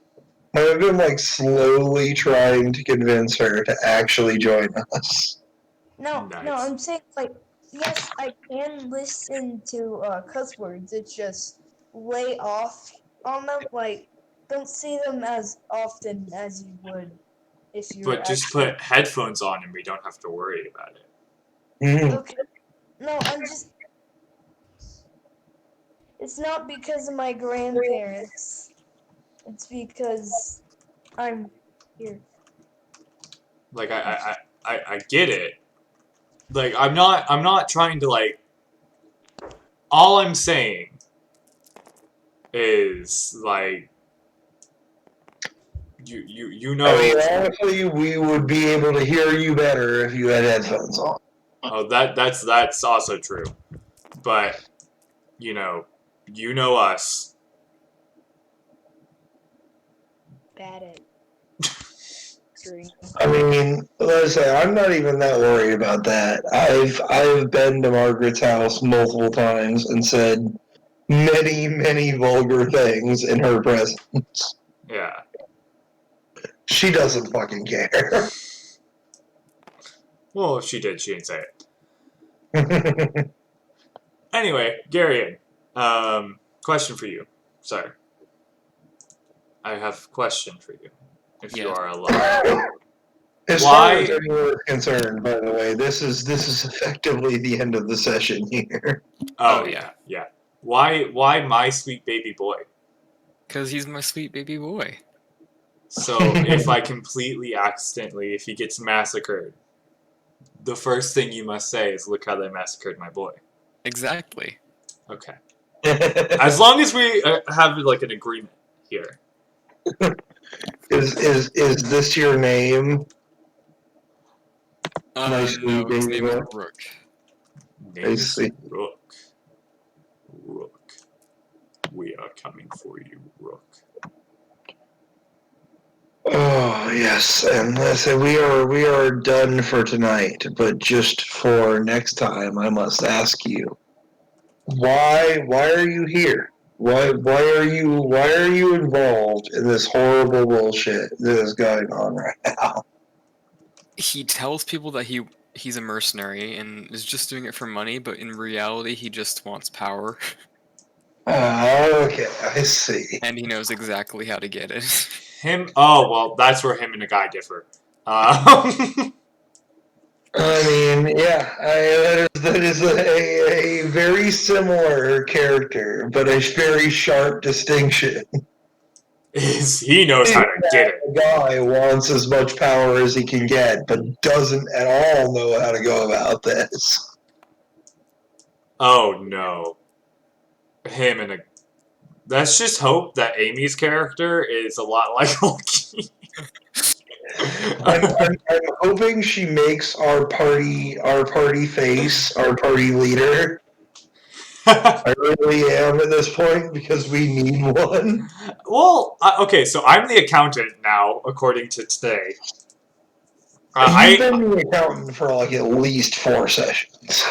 I've been the accountant like since the beginning, but like now that I've actually started the party fund of 5,000 jewel, and like I'll take a certain portion from everyone after every quest and put it in there, but like it's just it's gonna be interesting. And then we can use this to buy, all this stuff. It's so funny because me, who is the alcoholic in the beginning, is now the accountant with all the money. I mean, Lucky should really not be the accountant. Well, too damn bad. To be fair, Lucky's alcoholism has gone down significantly now that they've been traveling and doing a lot of I don't stuff. know, Darian, if you have thought at all about why or how you are in this country here, but a very possible situation is that you are in this bar and you just hear these people like talking about how to divide the funds, and they are doing the math so wrong, so wrong. I mean, I know exactly why it was done wrong. I mean, it was done right. It was done so right. I should clarify then. The math is being done right, but very clearly in a manner of which to pay two of the parties more than the third one. So, as I have just deafened Xavier, so backstory, he shorted us, like, because he has been notoriously greedy this entire campaign. It's been, you know, I pretend. I have no problem with you giving him the backstory. Garion, your character knows none of this. Okay. Oh, yeah. He just left. He did. You only hear this conversation happening, Yes. and no context. I wonder how long it'll take him to realize he's deafened. But essentially, so Lucky has been having to basically take force of 1 sec. Stuff you can't hear. I mean, if you just want to go based on what the two people are carrying on them at the moment, I believe that a guy is currently carrying at least twice as much money. Well, okay, yeah. Now it's not. Now we're not. But I was barely at 300,000, and Xavier was like 6,000. You're too young. Oh, he totally had more than $1 million at one point, and then he dumped a shitload of it into buying his workshop. Yes. I'm just gonna convince him that we're talking about like adult stuff.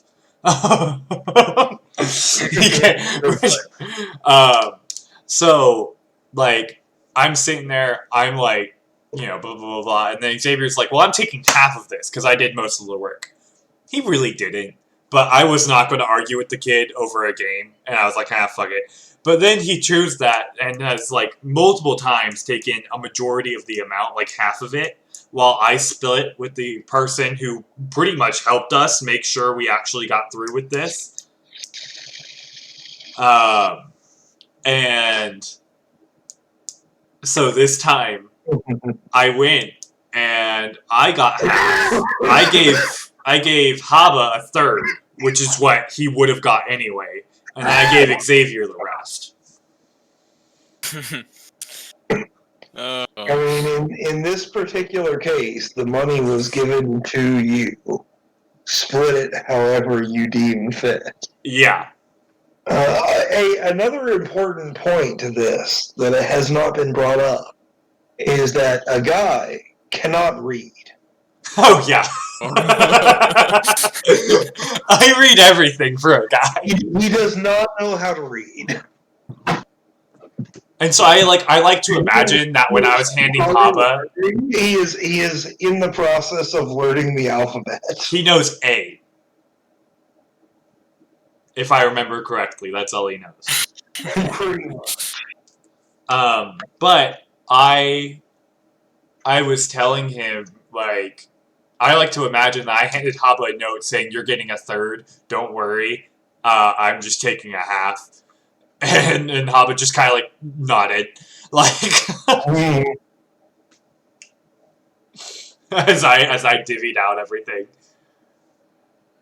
Yes. Okay, I'm going to unmute him. Has he been manually muted this whole time? He's been deafened. He has heard not a single thing we said. I see. So now that he's back, How are you doing, X?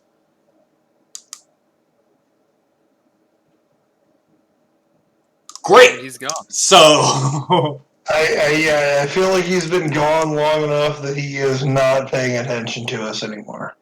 yeah, he probably just took it off. So, let's see. Oh, wait. Ruthless Duelist. Whoa. Hey. What? Extensively trained in swordplay, doesn't need to sword anymore due to Hemokinesis, whatever. I don't really know how it's hemokinesis, spelled. using his own blood as a weapon. Which is the stolen ability I don't that know I where chose. the hell you're reading this from. This is his character sheet. I'm reading it from his character sheet. This is our new guy. Yes, I believe that is the one ability that that Gary decided to go with. Yep. I thought it would work just because I chose the current stolen ability that he has for blood control. So Yes. Yeah. And I mean, we're at the end of the thing now, so it's not really super relevant or necessary at the moment. But did you look at the special category of the character creation? let me check.